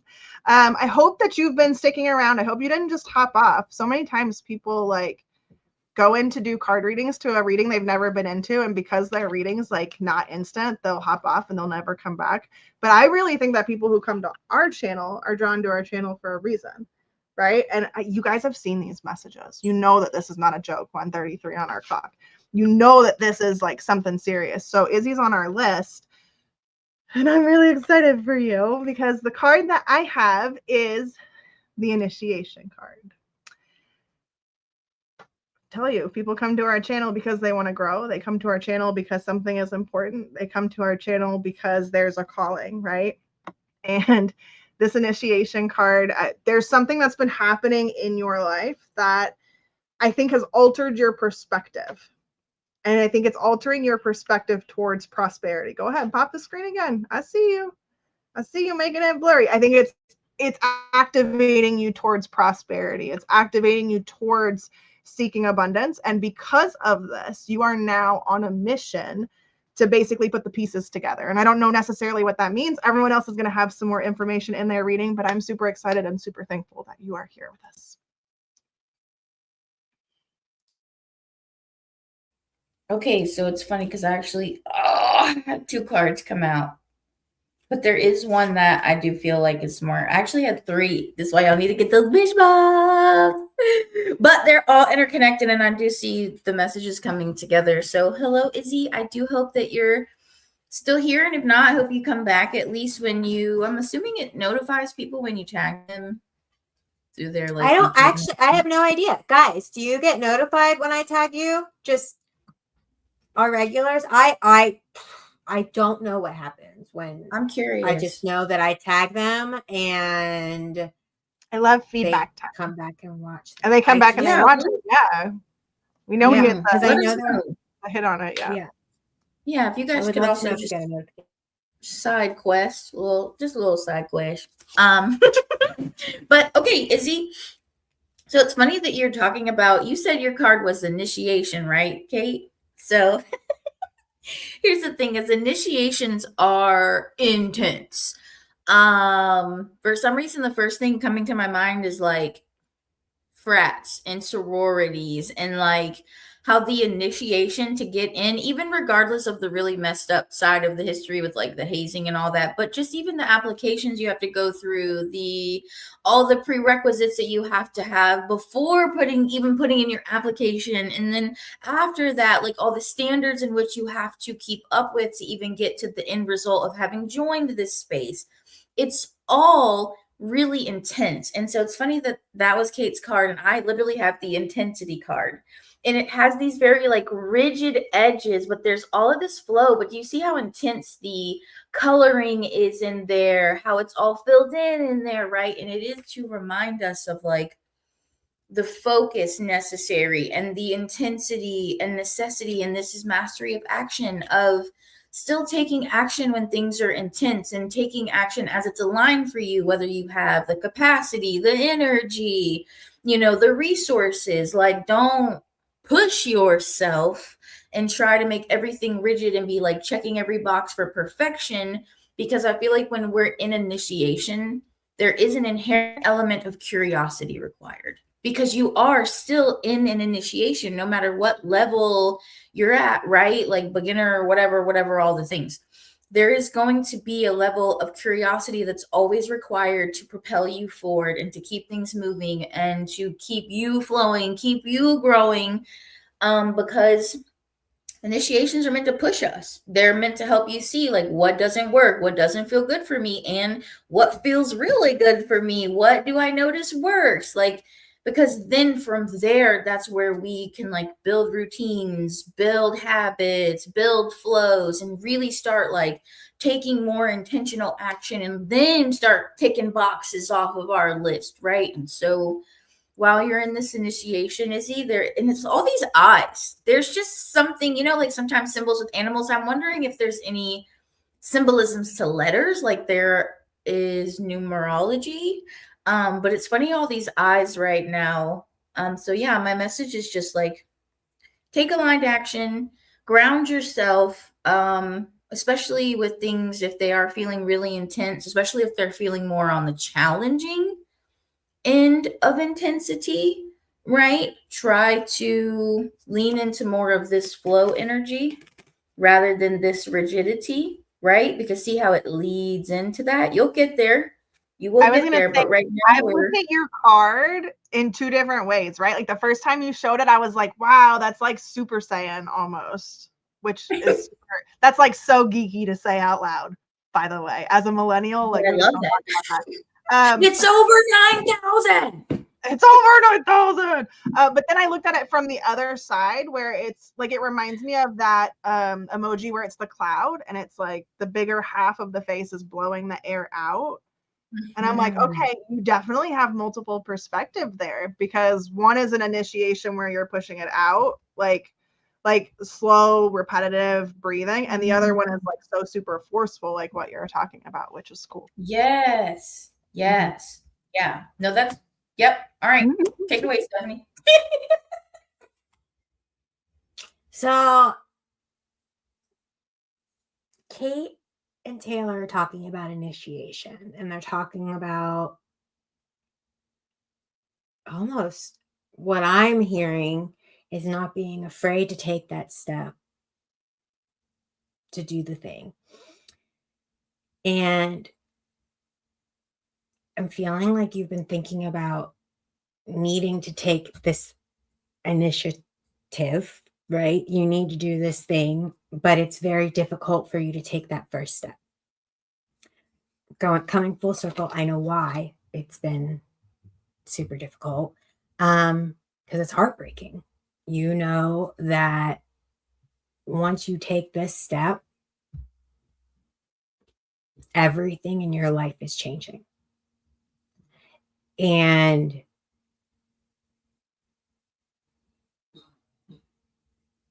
you know that people are going to get hurt because the truth hurts sometimes.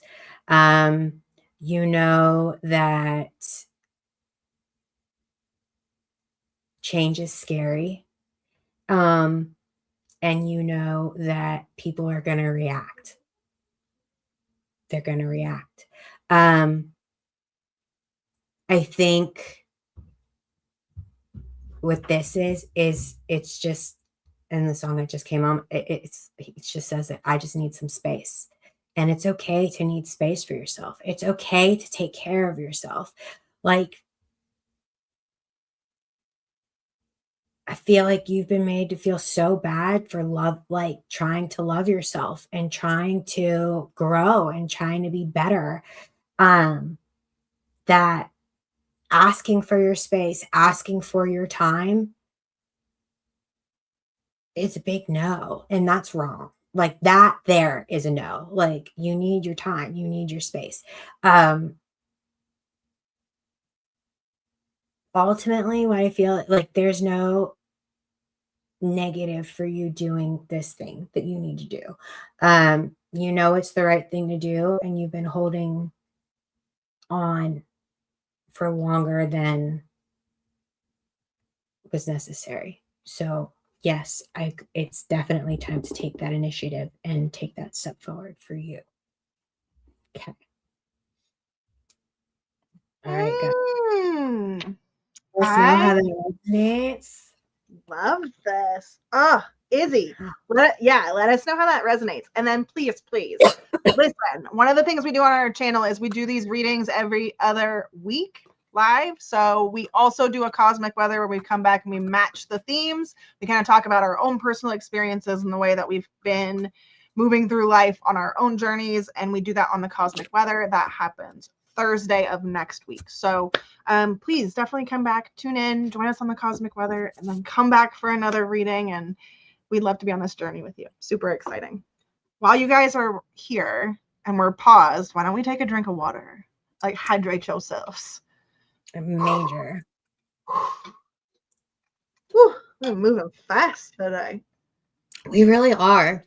I feel like that for this whole week though. Like, you guys remember when we were kids, they would always talk about like a rock rolling downhill doesn't gather no moss or whatever, right? Like, I feel like that, like we're moving so quickly downhill. And I know it's Capricorn season, and I know we talked about this, Stephanie, literally the other day, where it was like this hasn't been normal for a long time, where it's not seasonal, where we're not like hibernating and kind of just resting and recouping and like counting the seeds of our harvest and planning, right? Like we just jumped right in. Woof. I feel it. That's what she said. But in all honesty, I feel like this is the first Capricorn season in a very long time that didn't start out like with an eclipse or like with that's true. A planet in retrograde. You know what I mean? And so like it's true Capricorn energy, just like all everybody, you know. And we did have like negative Capricorn energy earlier on in the year too, last year. So it was it's been a nice little break. It really has. Lots of clarity on my part, I'll tell you that. Same. Okay, no cosmic weather right now. Yeah. No cosmic weather. Sorry. No, sorry. All right. That was a little tiny little bit. Sorry, y'all. Okay, Rachel's on deck. Sanika is up after that. Rosemary after that. You guys, we still have so many viewers hopping in and out. Make sure if you are a new viewer that you have liked, subscribed, and waited the 3-minute window before you get in and say, I'd like a card, please, because that's the only way we'll read for you. We do also still have Bish Bumps open. That link is in the comments or in the description. You guys can find that. Super easy peasy. No probs. Yes. What else? Do I have anything else? I don't think I do. I have Rachel's card though. I do too. I'm ready. Okay. I'm ready. Okay. I'm going to do it. Do it. Hi, Rachel. I'm going to do it. Rachel. Hi. How are ya? I know I saw you commenting quite a bit earlier. You may have hopped off, and that's fine. Excuse me, lots of relays happening right now. Because what I have to say, okay, there's this card. It came out like this, okay? Now mind you, like, it was, you know, I can see the card, but it came out crooked. And you commented earlier about pouring from an empty cup. Okay. Which is very fascinating because your card is the Ace of Cups in reverse. Okay. Now, when I see this, and especially in reverse, it's very like I'm feeling the feelings of almost resentment. Okay. It's very, hi, Rachel. Very, I've been giving and giving and giving, and I'm giving and giving and giving, but I'm not, when I ask for something, it's not like, it's not reciprocated. What the fuck? And that's where this resentment is coming in, right? And when it's in reverse, it's very much, it's like it's being stolen, right? But when it's this way, you're giving away your overflow, okay? And I need to remind you, you're only supposed to give away your energy when it's in overflow. So, just being devil's advocate here, you're freely giving away this energy without asking them for anything.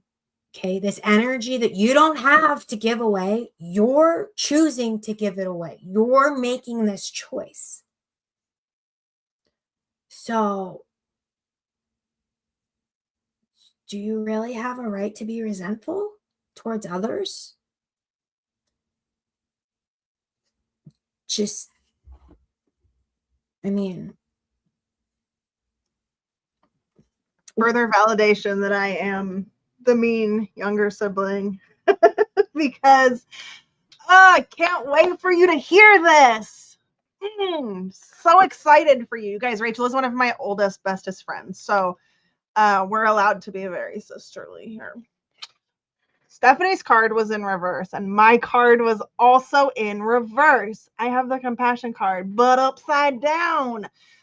Yeah, see, you already know what I was coming in to say. You already knew, because what Stephanie is very clearly saying is, and I heard you clear as day when she was like, you're not asking for anything in return, and you were like, yes I am, and it's not working, no one's listening.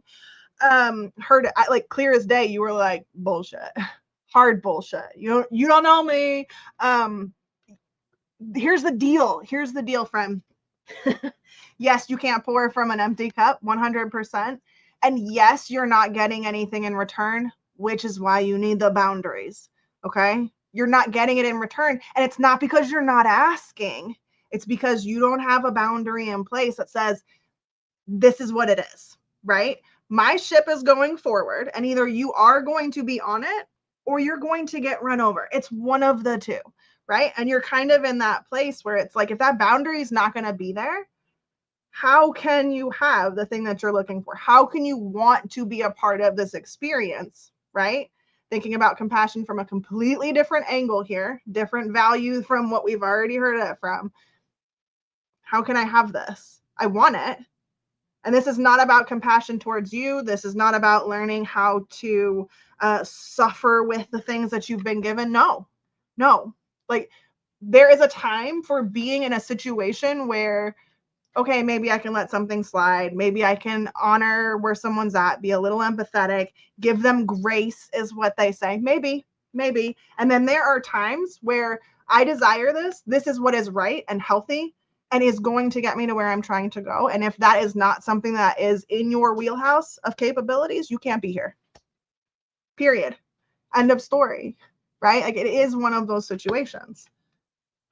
And you're working on it, you said. So let's see what Taylor says. So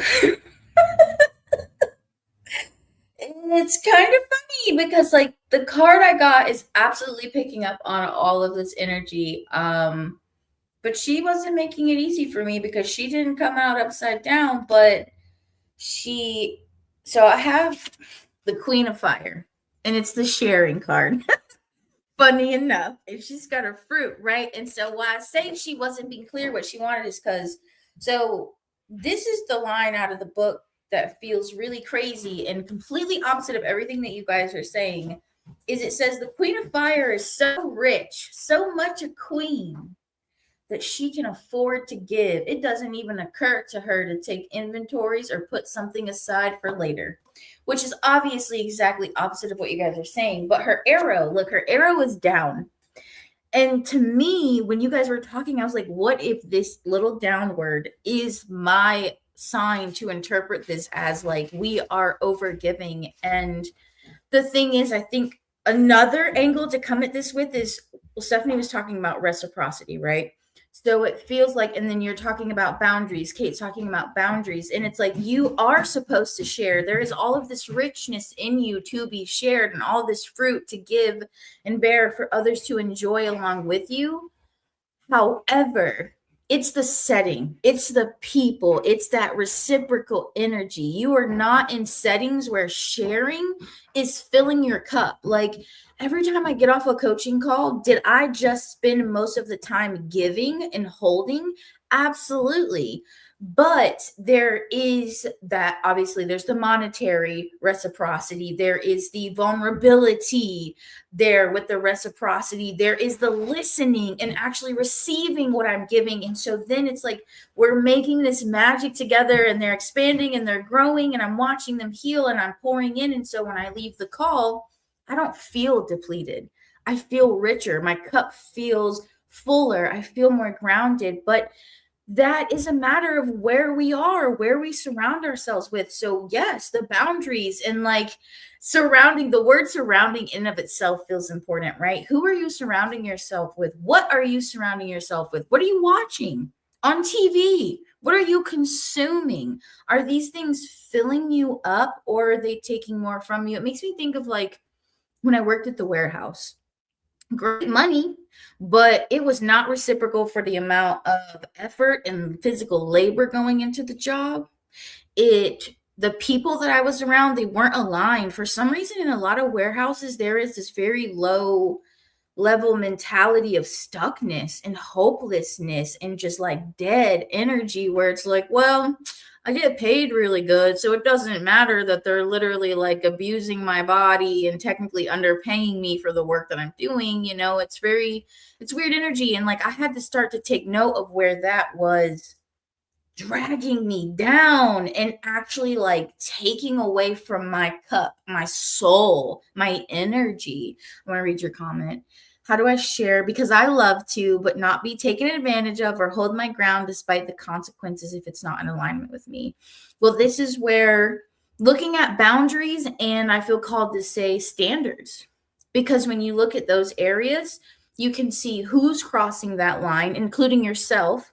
In what ways are you crossing that line, right? Because the queen, you're meant to share. There is stuff that you're supposed to share. It's just, it needs to not deplete you. So if I could say from all these messages, without going too deep into the questions, which got that mystic duet,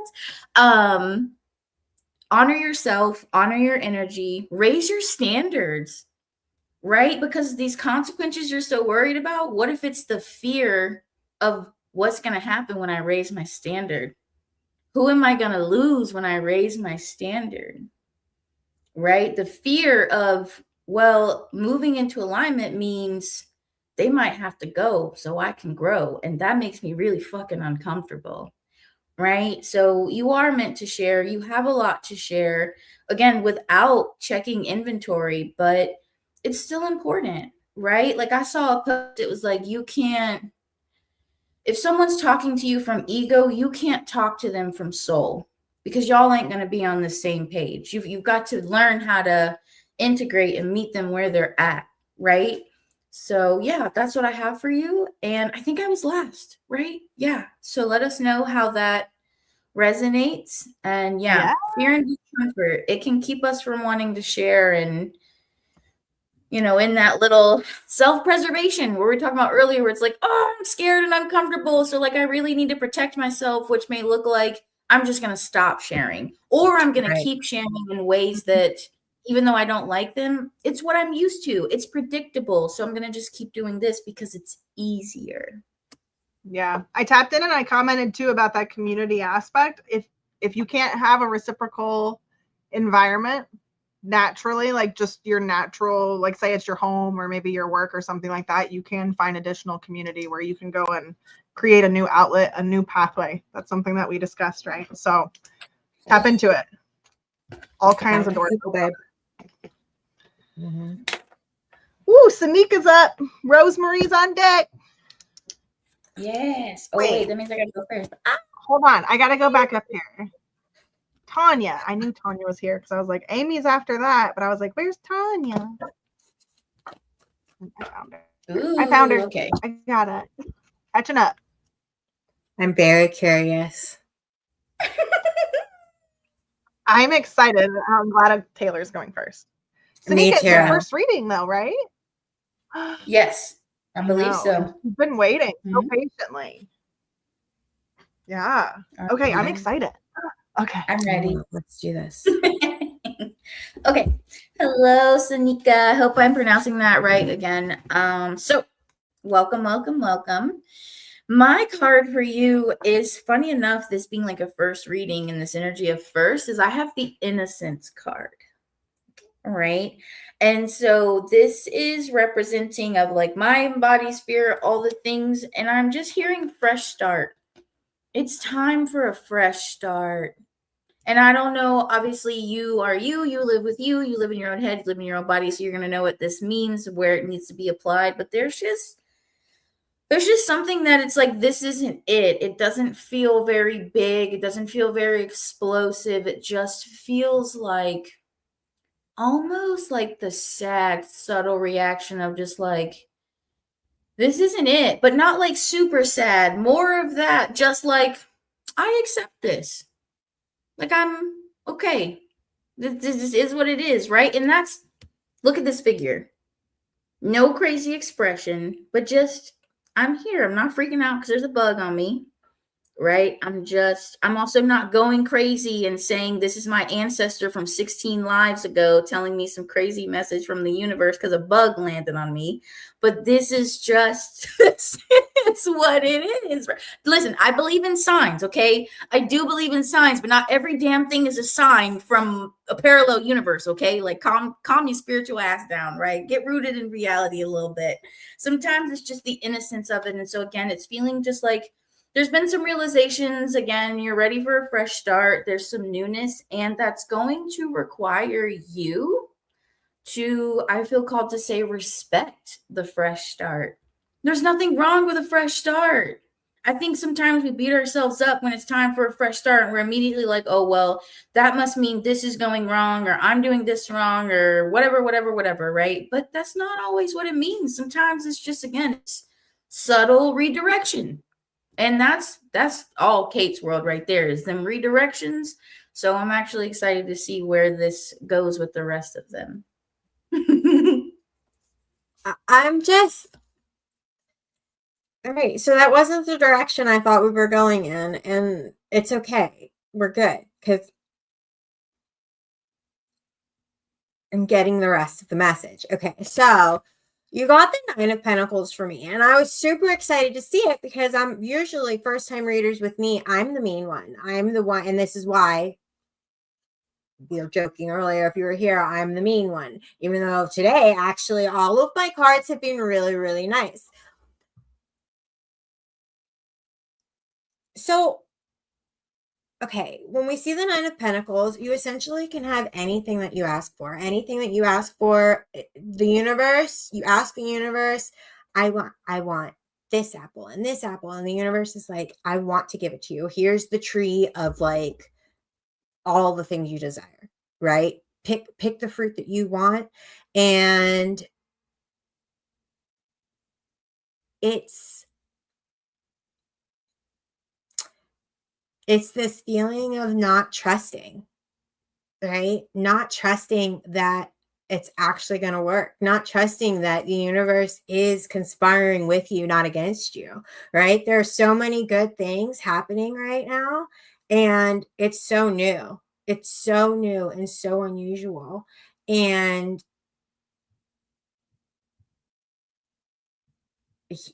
you're almost overthinking the stuff that's happening around you. Like what Taylor was saying, not every sign is a sign from the universe. Like, just let it be. Like, and I feel like that's it. It's like very much trust. Like you need to trust.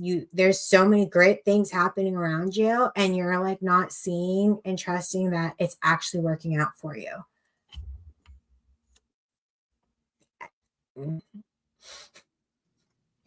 Oh, I love first time readings. This is a real smile. I'm like really excited for you. I have a 3 or more rule when it comes to signs. Just an FYI that we can find meaning in everything, right? But if you see the same thing more than 3 times, 3 or more, 3's that magic number, right? You guys know, mind, body, spirit, you know. Okay, so super excited for you. What we're really saying, and let's just, since I'm the last one, buttons and bows it. I got the abundance card just like Stephanie did. And here's like really what we're telling you. Yes, you're on the right path. Yes, you get to go have all those things. Yes, you're like doing the right things in making the declaration, right? Like you're really at this point where you're putting the staff in the sand. You're like, this is my declaration. This is the desire. Yeah, things are kind of falling apart. There is something more. It's kind of coming full circle for me. And you have to allow the feeling of abundance to wash over you. This is the same place that we were last year with Monica. Monica, if you are watching, this is what we're talking about. Now you get to see it from the reverse perspective where we're like, there's a surrender that's involved. There is a patience that is involved. And it is, dare I say, because I am not the most patient person, the worst part of this entire experience is you have to be willing to just go with the flow. You have to be willing to trust and to know that this vision that you have, this foresight that you have into your desires and your perspectives is in fact yours. No one else can step into your river. No one else is going to come and take your abundance from you. And there is a specific vibration that happens with your frequency of abundance. Okay, Taylor's frequency is not the same as mine. Stephanie's frequency is not the same as mine. My husband's frequency is not the same as mine. Okay, my unique frequency is mine. And nobody's going to be able to step into my river, my flow, and come and take from me, stop my journey, build the dam. Like no one's going to be able to come and do that. And you have to be willing to trust in what this actually means. Because that vibration, that feeling, and this is exactly what we had talked to Monica about.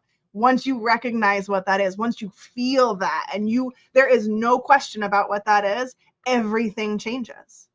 Monica will confirm. She'll come back in and she'll tell you everything changes. The trajectory is different.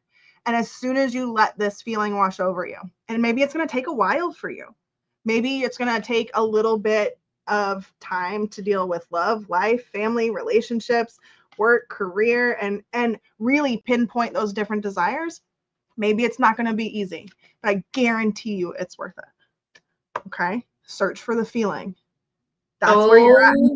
Boy, listen, you're making the innocence card make so much more sense. When we're a kid and the world is so abundant, when does it stop becoming abundant? When we get robbed of our innocence for responsibility, for adulting, through big T trauma, through little T traumas, right? And all these experiences, and you're like, find the feeling, find the innocence again. Don't let them strip that shit away from you. It is yours to have. And that is where, oh, okay, that You I know feel what's like is also wild? You everybody. said, you had mentioned, you were like, the nuance, that detail, that really is where I live, right? And I am proof. I can tell you, like, Rachel's known me for 20 plus years. Stephanie's known me for a long time. Taylor and I have done a lot of different things. That doesn't mean soft. It doesn't mean soft. You can be powerful and potent and forceful and like, you can be all of these things without it meaning that it's stopping your flow, without it meaning that you have to be something you're not. Like, trust it. Trust it. I'm hearing trust and reclaim. Reclaim what is yours. Yeah, girl. Okay. Let us know how that resonates. Let me mean it. Glad you're here. Okay, and tune in on Thursday where we're actually going to go over cosmic weather, because you guys, these notes that I have, holy shiitake mushrooms. Yeah, these themes are big. I don't have a lot of notes, but I got some big themes that I have that part. down. Woo, that part. Rosemary. Okay. All right, you ready, Rose? If you're here. I don't think that's the one she wanted. She wants that.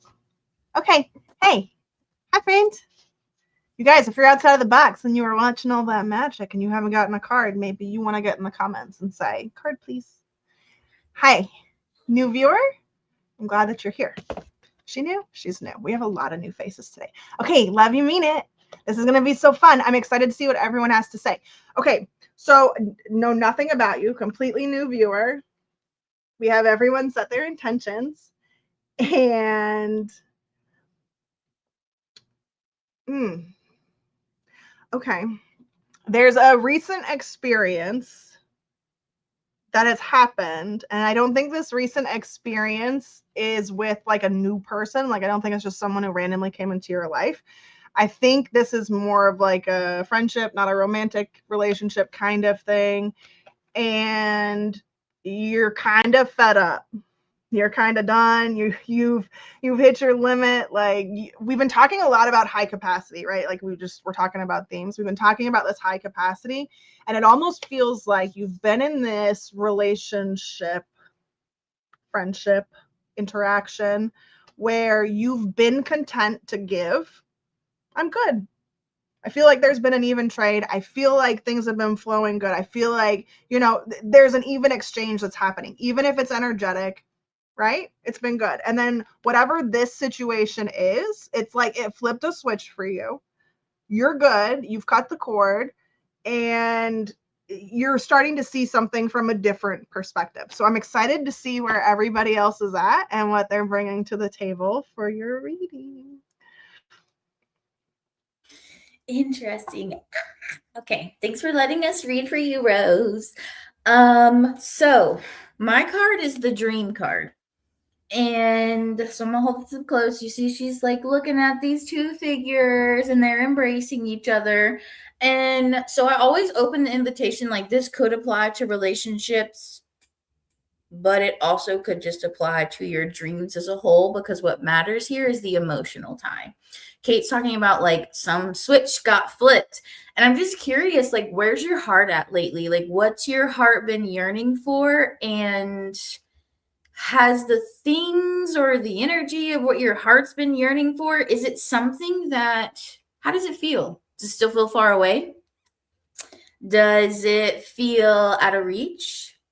Does it feel totally possible, but you're like, there's some hurdles I got to get through, right? Because the dream card is reminding you how important it is to emotionally be connected to the thing that you're wanting, whether it's about relationships or life or whatever, right? It's, see how she's sitting there and she's just like really witnessing them, her dream. And she's just sitting there leaning in. That is what we have to do when we are truly dreaming, when we're manifesting. That seems to be, I think I'm going to write that theme down. Manifestation and like the principles of manifesting seems to keep coming up, right? And when you have a dream, especially when it's something that you're not used to, or it's something you realize like the switch has flipped, is like, oh shit, there's some new awareness there. You got to lean in and make sure your body's in tune with it, make sure your body's aligned with it, so we're not holding ourselves back from the thing that we really want. So whatever your dream is, like, I'm just hearing literally like, be a dreamer. It's okay to dream. It's okay to let your heart get involved. I don't know if you've tried manifesting something big of this caliber before and you felt let down, but it's okay to get back up and try again. It's okay to open your heart up, open your head up, and let yourself lean in. So I'm excited to see what Stephanie has.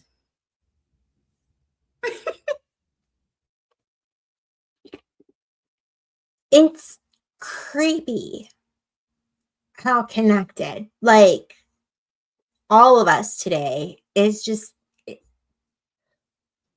Dude, I had a thought earlier that like we've all like moved one place. It's like I'm a Stephanie, you're a Taylor, she's a Kate, right? Like we've all kind of just one rung up on the triangle. Super weird today. I know. It's just so like, this is about the whole reading. Closing this up is about a relationship, and it's about a new one. And Kate knows exactly why I'm like, because your face the whole time Taylor was reading was that the crinkle face.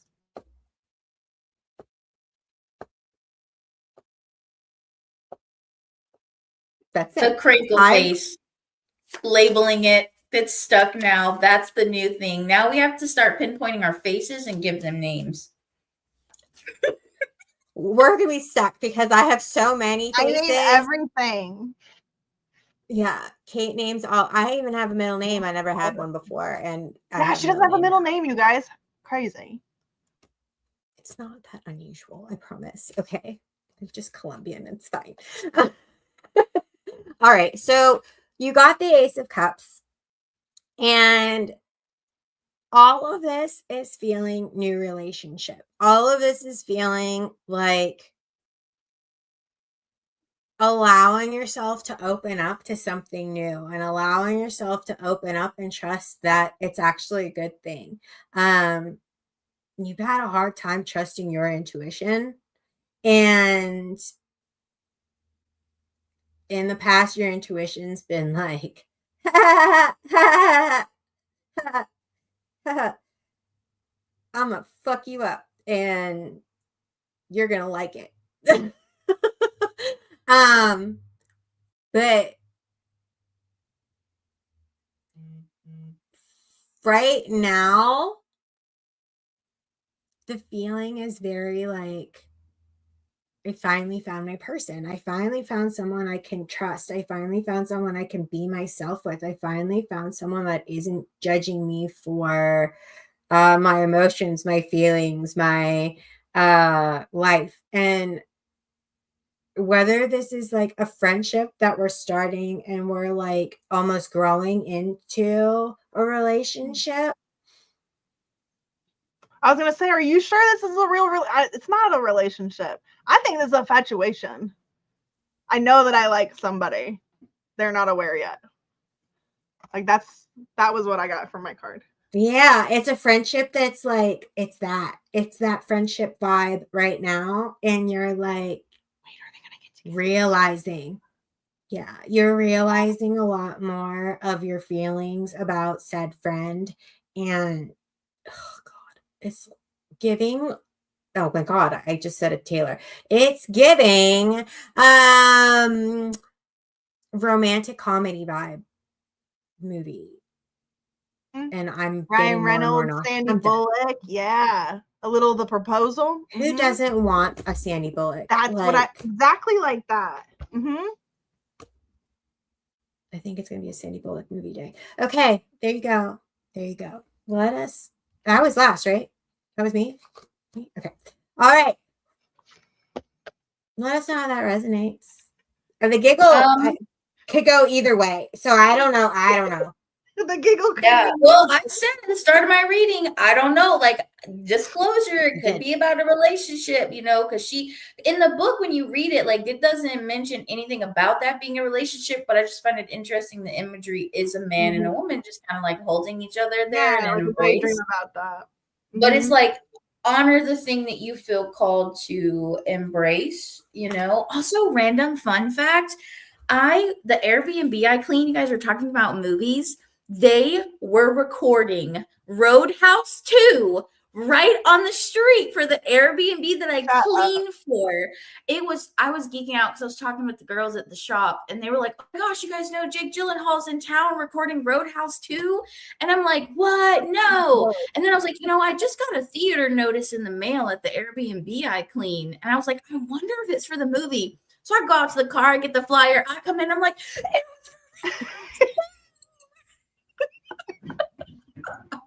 that's dope. I'm like, y'all gonna catch me in a background scene coming out the house with my little cleaning bag and the most random shit. I love that. I'm the movie star. That's the dream. That's exciting. No, you have not. You are actually, you're on deck. So we're about to do Amy and then Kay, you're next. So I'm first. Dang it. And then Tanya after Kay. I'm sitting here just staring. I have her card. I didn't flip it. It came out face down. Amy, your card came in face down. What don't you want me to know? You know I'm going to read you your card. Red didn't put himself on the list, right? So Tanya's going to close us out today. Tanya is going to close us out. Oh my gosh. Yeah. Also, I love y'all and I love hanging out, but it's going to be really nice to actually end on time today. I think we'll actually end like right on time. We'll be on time. Yeah. Sometimes we go over. The readings have been a little wild lately. And we do have to catch ourselves. Sometimes we get talky. You know? What happens? Kiki, ha-ha. But I'm ready. I'm ready too. I'm ready. Ugh. Amy. Girl. Oh, yeah. Because I'm first. And being first is a lot of pressure sometimes. And I don't have anything nice to say. I have nothing nice to say. And I'm really sorry. But remember. She's the mean one. No, she's not. She just speaks the truth unapologetically. Because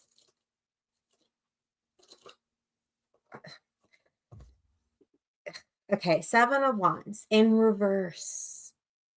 Okay. I need to read this directly from the book. It says defending yourself, feeling attacked. Okay.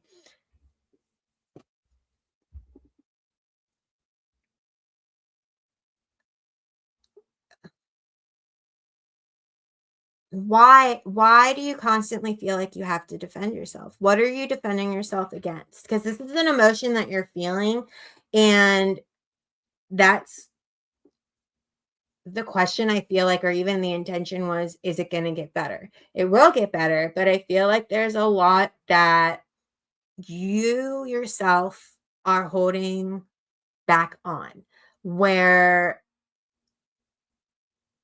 it almost feels like, well, I know what my truth is. Why can't that person feel the truth that I'm feeling? And it's very, are you actually showing that truth? Are you actually putting that truth out there? Or because of your feelings, you're almost holding the truth in because you're like, what the fuck? What doesn't even matter? What does it matter? And it matters. Your feelings matter. Everything that you have to say matters, but you have to say it out loud. You can't keep it all in, and you can't let all these feelings like be bottled up, because that's just not helping anybody right now. Okay, I love that you went first. This is going to make it super easy for me. So I have the connection card. Here's the thing. Look, I want you to take this piece of advice with you. you are in this situation where it's going to be challenging no matter what happens, right? This is one of those things where sometimes life is just hard and we can't avoid how hard it's going to be for us to navigate. That means we're practicing resilience. Let's make it super clear. We're practicing resilience because we need to build the capacity and resilience. It's a skill set you haven't mastered yet, and that's okay. All of us start from zero. All of us have to build from this perspective, okay? And when you make a decision to build with somebody, when you make a decision to kind of step into this place where maybe you're working through a lot of stuff. Stephanie says you got stuff to work through. Go work through it. That's fine. But when you are in that situation, we tend to pair ourselves up with people who we know are going to challenge us because it's going to yield a positive result, more or less, right? So like, I'm a little picky.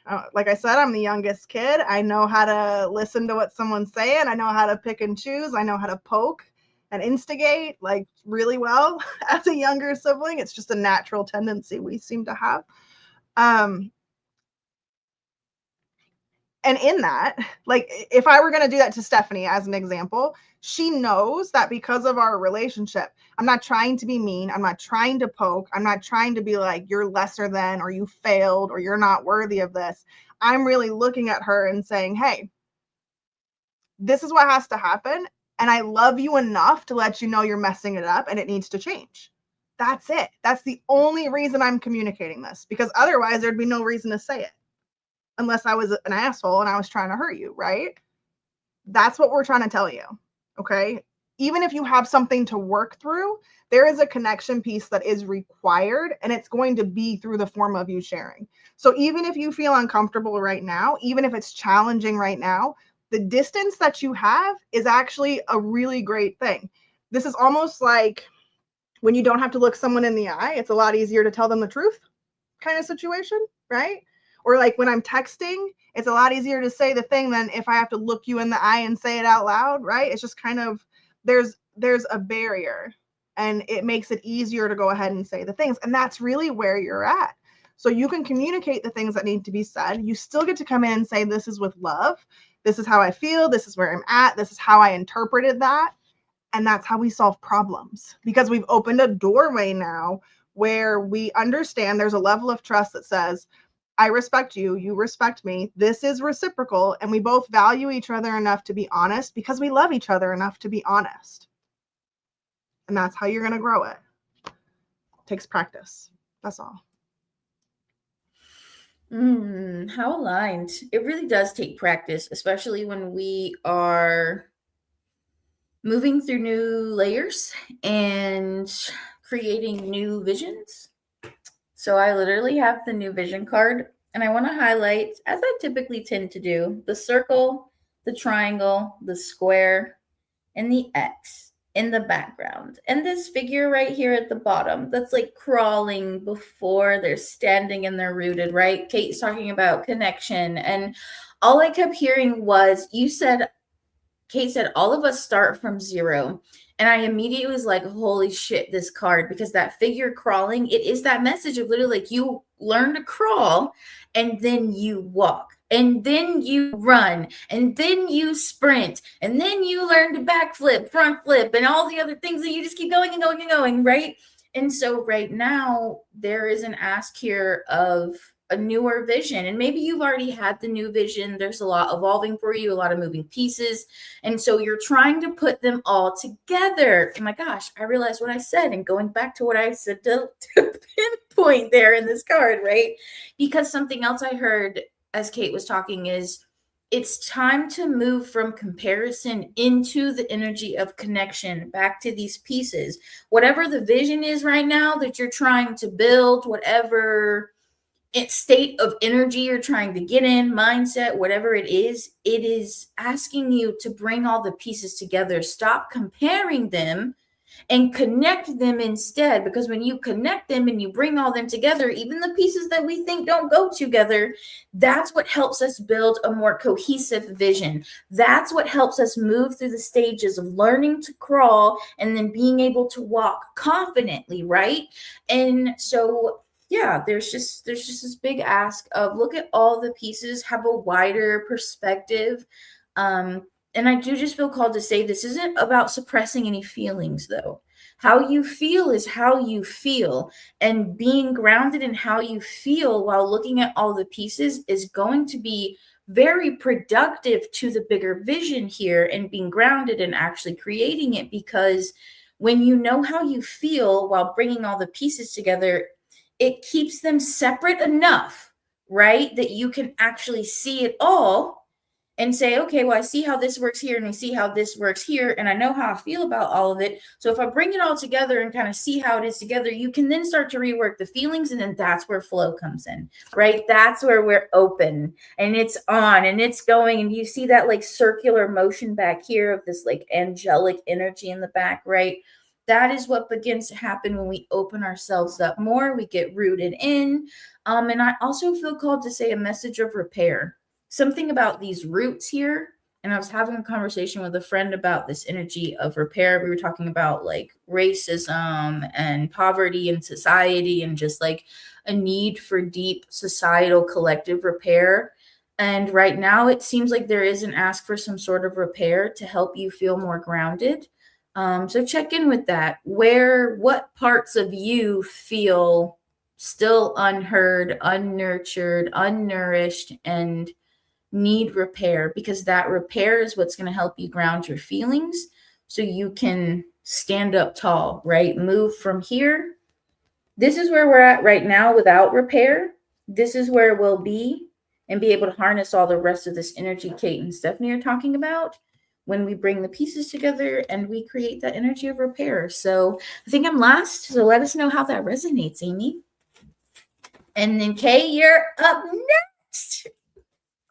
Tanya, you'll be closing us out after that. I see we have 7 viewers. You guys, we have a hard stop at 1:30, but we hope that you come back if you are here for cards or replays to get your tagged replays on our next live. Tanya, I hope you're excited. Kay, I hope you're excited. I have Kay's card. You guys, I know for a fact she set her intention like so acutely, because her card, I shuffled one time and it went whew, face down right there. Look, let's go. She's ready. That's so interesting, because I was like, I felt called to cleanse my cards. It was almost like, you better cleanse some things before you start pulling for me type energy. And I'm like lighting my polish. That's my deck.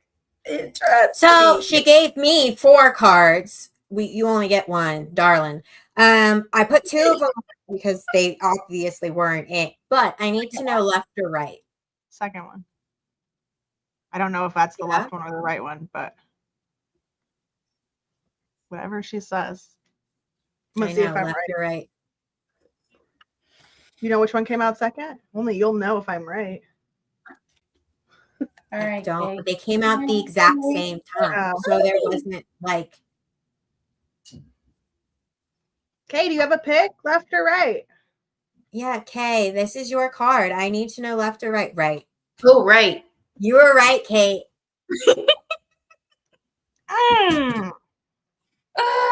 Okay, Guys, I'm ready. I'm on it today. I'm are. Like, I really am. Doesn't like sometimes Good I'm off the Capricorn game. energy. I know. I'm here for Barely. it. I know, me too. All right. We're ready? I'm ready. Yeah. Uh-huh. Hey, I'm ready. Okay. All right. Hello, beauty. Okay, so I got these. This energy feels really interesting, which means super in tune. Your energy is like buzzing, buzzing, buzzing, buzzing, buzzing, buzzing, and that is a beautiful thing. Because I got the trust card, and Kate was just talking about. I was saying this and stuff. Lily's like, "Oh, you're on it." And you happen to get the trust card from me, right? When all of that, and you see this figure is taking that like super big leap. What's the leap? And what are you scared of? Yeah, because you're feeling froggy. I don't know if you've ever heard that, but that's something my mama used to tell me all the time. She said, if a motherfucker feeling froggy, you better leap. Like, let's get it. And that feels like this energy where you are feeling so froggy, so like you can feel it. Maybe it's even a little bit of this Capricorn energy, right? That we were talking about of like, I'm ready to get going. I'm ready to get rolling. And new moons are great for manifesting, setting intentions, and all the fun things, right? And so whatever leap you're feeling called to make that you're really feeling in the body, trust it. Trust it, trust it, trust it, and make the leap, right? It's okay to have your reservations. It's okay to this blue and this pink. Look at the dualities to honor, like, this is what I'm a little bit worried about. This is why I'm kind of like hesitant, right? And this is also why I'm really excited. How can you use information from both the hesitant energy that may be present and the excitement to ground yourself for the leap, right? It makes me think of skydiving. You don't just go fucking jump. You wait through directions. You have to sign your safety form. You have to put on your vest and you have to get the whole spiel. And sometimes you got to wait in line and then you jump, right? So it's that energy. Like, be in it, let it resonate, let it build, let it expand from you. And there's more to that, but it's not for me to share. So I'm going to pass it on. I'm ready. I'm ready. I'm ready. I'm not ready. Ready. I'm ready now. Okay. It's interesting. My card is very interesting because, right? Mine too. Like, Mine too. I feel the excitement, and I think I know why. It's more of a, almost like a nervousness is what I'm feeling, because there's been a lot going on in your life and you're like, when is it going to work out for me? I'm a good person and I do these things and I've been doing all of these awesome things for all of these people, but now these people, you got the Justice card, okay? Which is the number 11, okay? It's about balance. It's about reciprocity. It's about justice. It's about karma. And Capricorn season, Capricorns are ruled by the planet Saturn. We're true believers in karma. And there is this karmic energy that you are just like, I know my karma is good. This person has done so much wrong. And it's actually 101 on Eastern on our clock now too. You've seen so much of this injustice and you've seen so much of this nonsense. I was going to say bullshit, but it's not. It's you don't want to say bullshit. You want to say nonsense. You want to say this is just like, why is this? Why are we even doing this? 232 on the clock. So it's very much a balance and in like wanting to make sure that what you've seen is known and that they get their, I have no other, just desserts is what it is. It's like, they're going to get theirs. And I don't know, they are, just keep trusting that it's going to work out. Very interesting first reading for you, because I feel like this reading went in reverse in terms of information that we're giving you, just because I know what my card is and I know what I'm going to tell you. But it feels very, very backwards, right? And I don't want you to get the wrong interpretation from this reading just because it's backwards in terms of information. And I'm not going to say anything more than that, but just put it in the back of your mind, okay? Because for everything that I've heard new beginning. I have heard Taylor was talking a lot about this space in between. And when I hear that, when I hear about the situation that you're in from Stephanie, and Taylor's talking about this in between, almost a voidy space, I say, wow, you're really kind of in this position where if I would have started with this card in terms of our reading, you would have been like, oh, that was a different message than I thought it was. Okay. So just hold it. Just hold it as I say this. The space between is this friction that we're talking about. And I think this is actually where you're at. And I think you're absorbing the information that we're giving you. And you're like, I can see it. And I'm going to say this in the nicest way because this is your first reading. Trust me when I say this, I don't mean it negatively. It's a little delusional. Okay? It's a little delusional because there's this level of hope. And here's the thing about hope is it is delusional because it's the one spark that remains in the dark for all of us. And it's the one reason that we all still exist. Period. End of story. Like that really is the truth of it. There is still a level of hope that happens with our desires, with this like interpretation that we end up getting. And that's what I think you have. You have this level of hope where, yes, Stephanie's right. It's almost nervous. It's anticipatory. There's excitement and hesitation and like uncertainty, and it's all kind of rolled up in this big ball. And here's what I want you to take from this message. In order for a match to be lit, it has to strike against an opposing force. There has to be friction. There has to be challenge. There has to be, I call it contrast, okay? In the work that I do with clients, it's contrast. Taylor, she has this yin and yang kind of vibe that happens. It's duality in her world. For me, it's contrast and it's recalibration. We're all saying the same thing, right? But what you're recognizing is there is this contrast that's happening. There's a friction that's happening. And that friction, that challenge, that moment that's here for you is telling you there is something more. There's something more I need to be a part of. There's something more that I desire. There's something bigger. There's a bigger force that's drawing me to what I'm doing. And it's not just reciprocity. It's not just that people aren't giving me due justice. It's not just that I'm a good person and I've put in all this effort, right? We know karma's going to do it. I feel like this same undertone, just like as a characteristic to my own personality, where I'm like, I'll tell you, it's a level of idealism, right? That hope that I was talking to you about. I'm a hopeful person. I'm a positive person, more or less, most of the time. Pretty much, right? And there's a lot of people who can attest to that. That's an idealism. And when life doesn't meet us at the ideal, we become disappointed because people can't live up to a standard. Situation can't live up to a standard. It's a form of perfectionism, BT dubs, in case you want to work on that. I'm working on that too. So that's what I mean by delusional. Once we start to understand, once you and I start to understand that this challenge, this friction, this contrast is the thing that is allowing us to move forward, we're able to make better snap decisions. Okay. And I think that's exactly this place where you're in, where you're like, oh, this happened, that happened, that happened. I don't like it. I don't want it. I deserve better than that. And now because of that, we're telling you, you can make a better decision. And I hope that validation allows you to make a better decision, right? Bottom of my deck says perception. It's a shift that was needed, right? We just needed to put on a different pair of glasses. It's sunny outside. You needed sunglasses, not reading glasses. Two different things, right?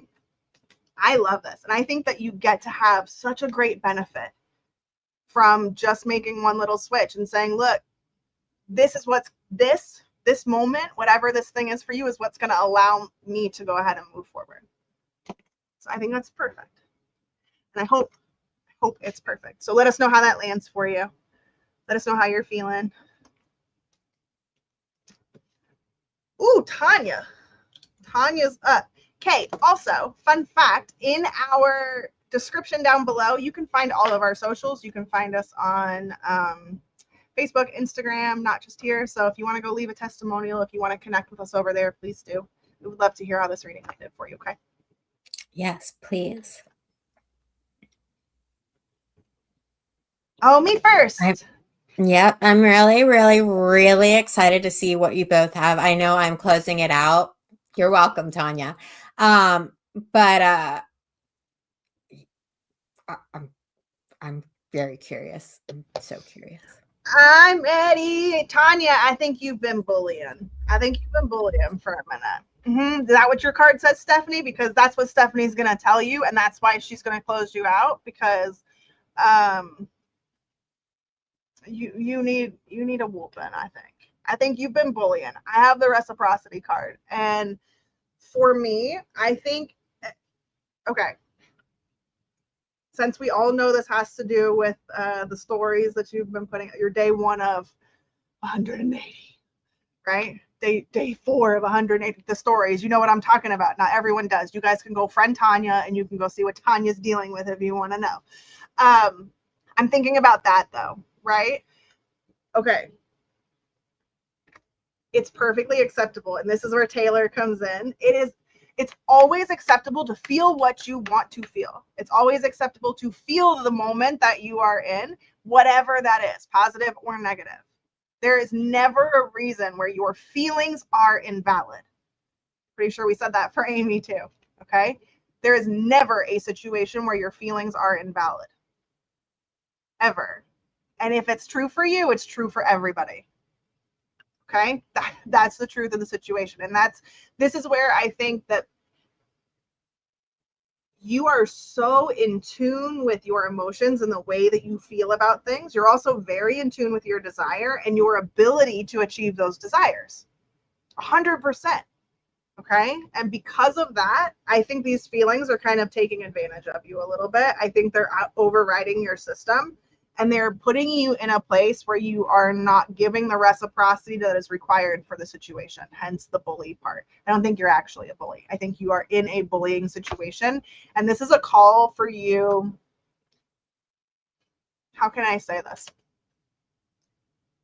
If we're going to stay with somebody, friendship, have a good relationship with our kids once they're adults. I can say that because I have adult kids.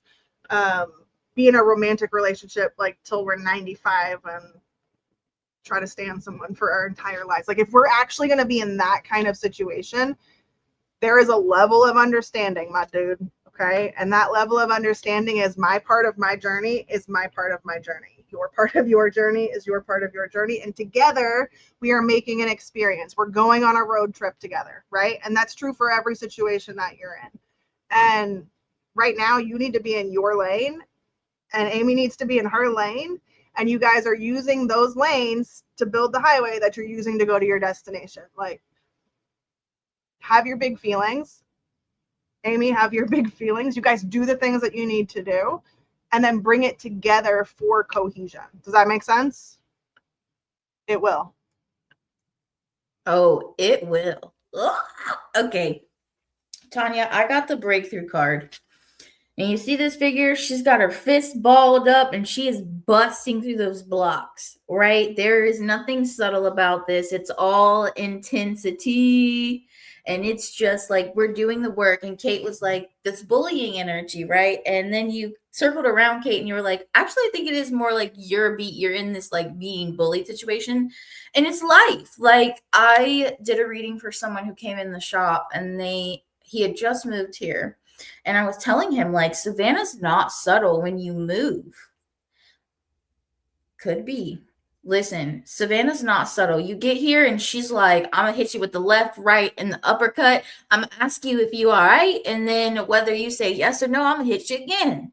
And it's that energy of like the breakdown, the beat down before the breakthrough.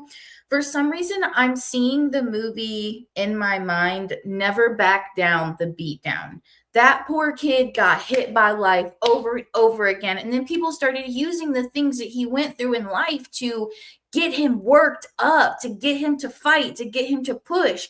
And it wasn't until he leveraged all that he had been through and all he was going through and dug deeper, not just to fight back, but to actually break through, to not be held by a chain and a collar from his struggles, from the intensities, the traumas, big trauma, little t trauma, whatever it is, right? And so for me, this energy is like, it's of like the situation and maybe how you're speaking to yourself and feeling within about it with this bullying energy. And it's like, you may feel like you're breaking down, but it is all part of the breakthrough. And we've talked a lot about this energy of patience. And that's where it comes full circle, right? Is like, you really do have to be patient through the phases of growth, through expansion, especially when they're unexpected as hell. When it's like, I did not see this going this direction at all. Like you just, it's a literal, like, I feel called to say, you got to roll with the punches, but baby girl, you better hit back. Don't just stand there and take that. Again, my mom always said, don't make the first hit, but you better not stand there and get your ass beat either. That is I was about to say, it's the first hit comment. Like you don't ever punch first, but by God, if you do get hit, you're hitting back 100%. right. Yeah. And it's that energy. That's what I'm picking up on, is like, life is hitting you. Stop taking it. Stop. Hit back. Stand your ground, right? And like, so that's what I have, and I'm interested to see where Stephanie takes it to tie it all up for us. Okay, so we know that I don't typically read cards in reverse, and I started doing this last year where I'm actually reading the cards in reverse. And today, almost everybody's cards came out reversed, which is saying a lot for the energy, like, around us, okay? So, like, I say this to say, this is our first new moon tomorrow, okay? Everybody needs to be using it. Yes, it's a Capricorn, but it's the energy of, like, I can do this. I can accomplish anything. Okay, this is the true Capricorn energy that we haven't felt in a very, very, very long time, friends. Okay. And all right, you have the Knight of Swords in reverse. Okay. And the biggest, loudest message I'm getting from this is not being focused on the right things. You're focusing on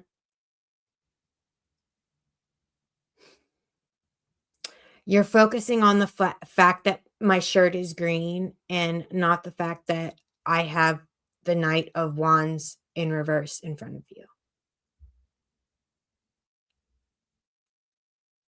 Like, I feel like you're hyper focused and obsessing over something that was already solved, that was already figured out, that was already taken care of. And it's almost like forgiving someone from an argument just to come back to it 6 months later and bring it back up in a different argument. Like, that's the feeling and vibe that I'm getting right now. And I love you. You're better than that. Like, you are so good with knowing you. You're like, I'm going to repeat what Kate said. You know your emotions. And repeating what Taylor said. No, we're not a bully. But you're very much bullying yourself and the situation happening around you. Whether you intend to or not, that's what's happening. And you're running towards the problem and making it bigger. It's, again, like the little sibling, poke. I'm not touching you. I'm not touching you. I'm not touching you. I'm not touching you. Bitch, I'm gonna rip your fucking finger off. I'll show you. Then you're not fucking touching me anymore. You're right. You're not fucking touching me. Ask me how I was with my siblings. I was the eldest by like a major gap. There was 6 years between me and my younger sister, and then 9 years between me and my younger brother. Like, I have no patience for the bullshit. Stop fucking poking. Stop causing bullshit that's unnecessary. Like, you're creating you're creating it. You're creating this, like, the narrative and turning it into, but this was fixed already, and now I need to bring it back up because when I said I was over it, I really wasn't over it. Well, then why'd you say you were over it? Just why? I also feel really called to say it's okay to leave things open if you're not fully resolved with them. Like, it really is, especially when you care enough about the growth and the situation and like the people and things that are involved. Like, it's okay to say, hey, I'm going to leave enough space for this to kind of marinate and grow and do what it's supposed to do. Right. Big feelings. Coming back to repair. that we talked about, what I think it was just right before Tanya's reading. roots, I mean, repair. Like, where do you need inner repair? So like when I work with my coaching clients a lot, it's inner reconciliation. Sometimes you just need to make sure you're good with how you feel, especially if how you feel is opposite of how you want to feel. Like maybe you want to be over it so bad, you're ignoring that you're not. And it could be as simple as, I just need to accept that I'm not over it. I just need to accept that I am pissed off, that I am resentful, like, and be okay with that so I can create the inner repair necessary to create the outer repair. Okay, friend. Love you, mean it. Let us know how that lands for you. That's not the yeah, you know we love you. You know that we believe in you. You can do this. It's okay. We care. It's only because we care. And well, you guys consented to this, so my fallback is always going to be, you consented to this. You asked. See? Thank you. That's definitely like, okay, there's where my Gemini moon comes in, because I'm like, I say that all the time. I'm like, remember, you asked for this. You consented to this. And my favorite is when they get the bish bumps and we're like, as a Leo, I'm so super sensitive to like criticism and feedback that is not what I anticipated it to be, that I'm like, I get it. I get why you would be upset even if you consented, because sometimes that mirror is shiny. That mirror is like, clean. I don't want to see that. Stop reflecting it back to me. God dang it. I feel that. That pride gets me though. Speaking of reflecting things back, I know we're about to close up. So if you loved this and you are not subscribed yet and you were just a little peeping, well then make sure that you give a like, subscribe, and you guys turn on those notifications. We will be going live with Cosmic Weather, which is our in-between where we connect the themes. And then if you really, really loved this, but you've got some deeper shit you're going through, you're navigating, juggling, let us help you. Don't carry it alone. We started these messages literally with the burden card and talking about that burden energy, right? You don't got to do it alone. Okay. You can let us be there to support you, help you with the guidance, the insights. And we do that with Mystic Duets, which are private readings. So go ahead and get yours booked and let's make magic. Yes, you guys, that Cosmic Weather is every Thursday at 6:30 p.m. Eastern.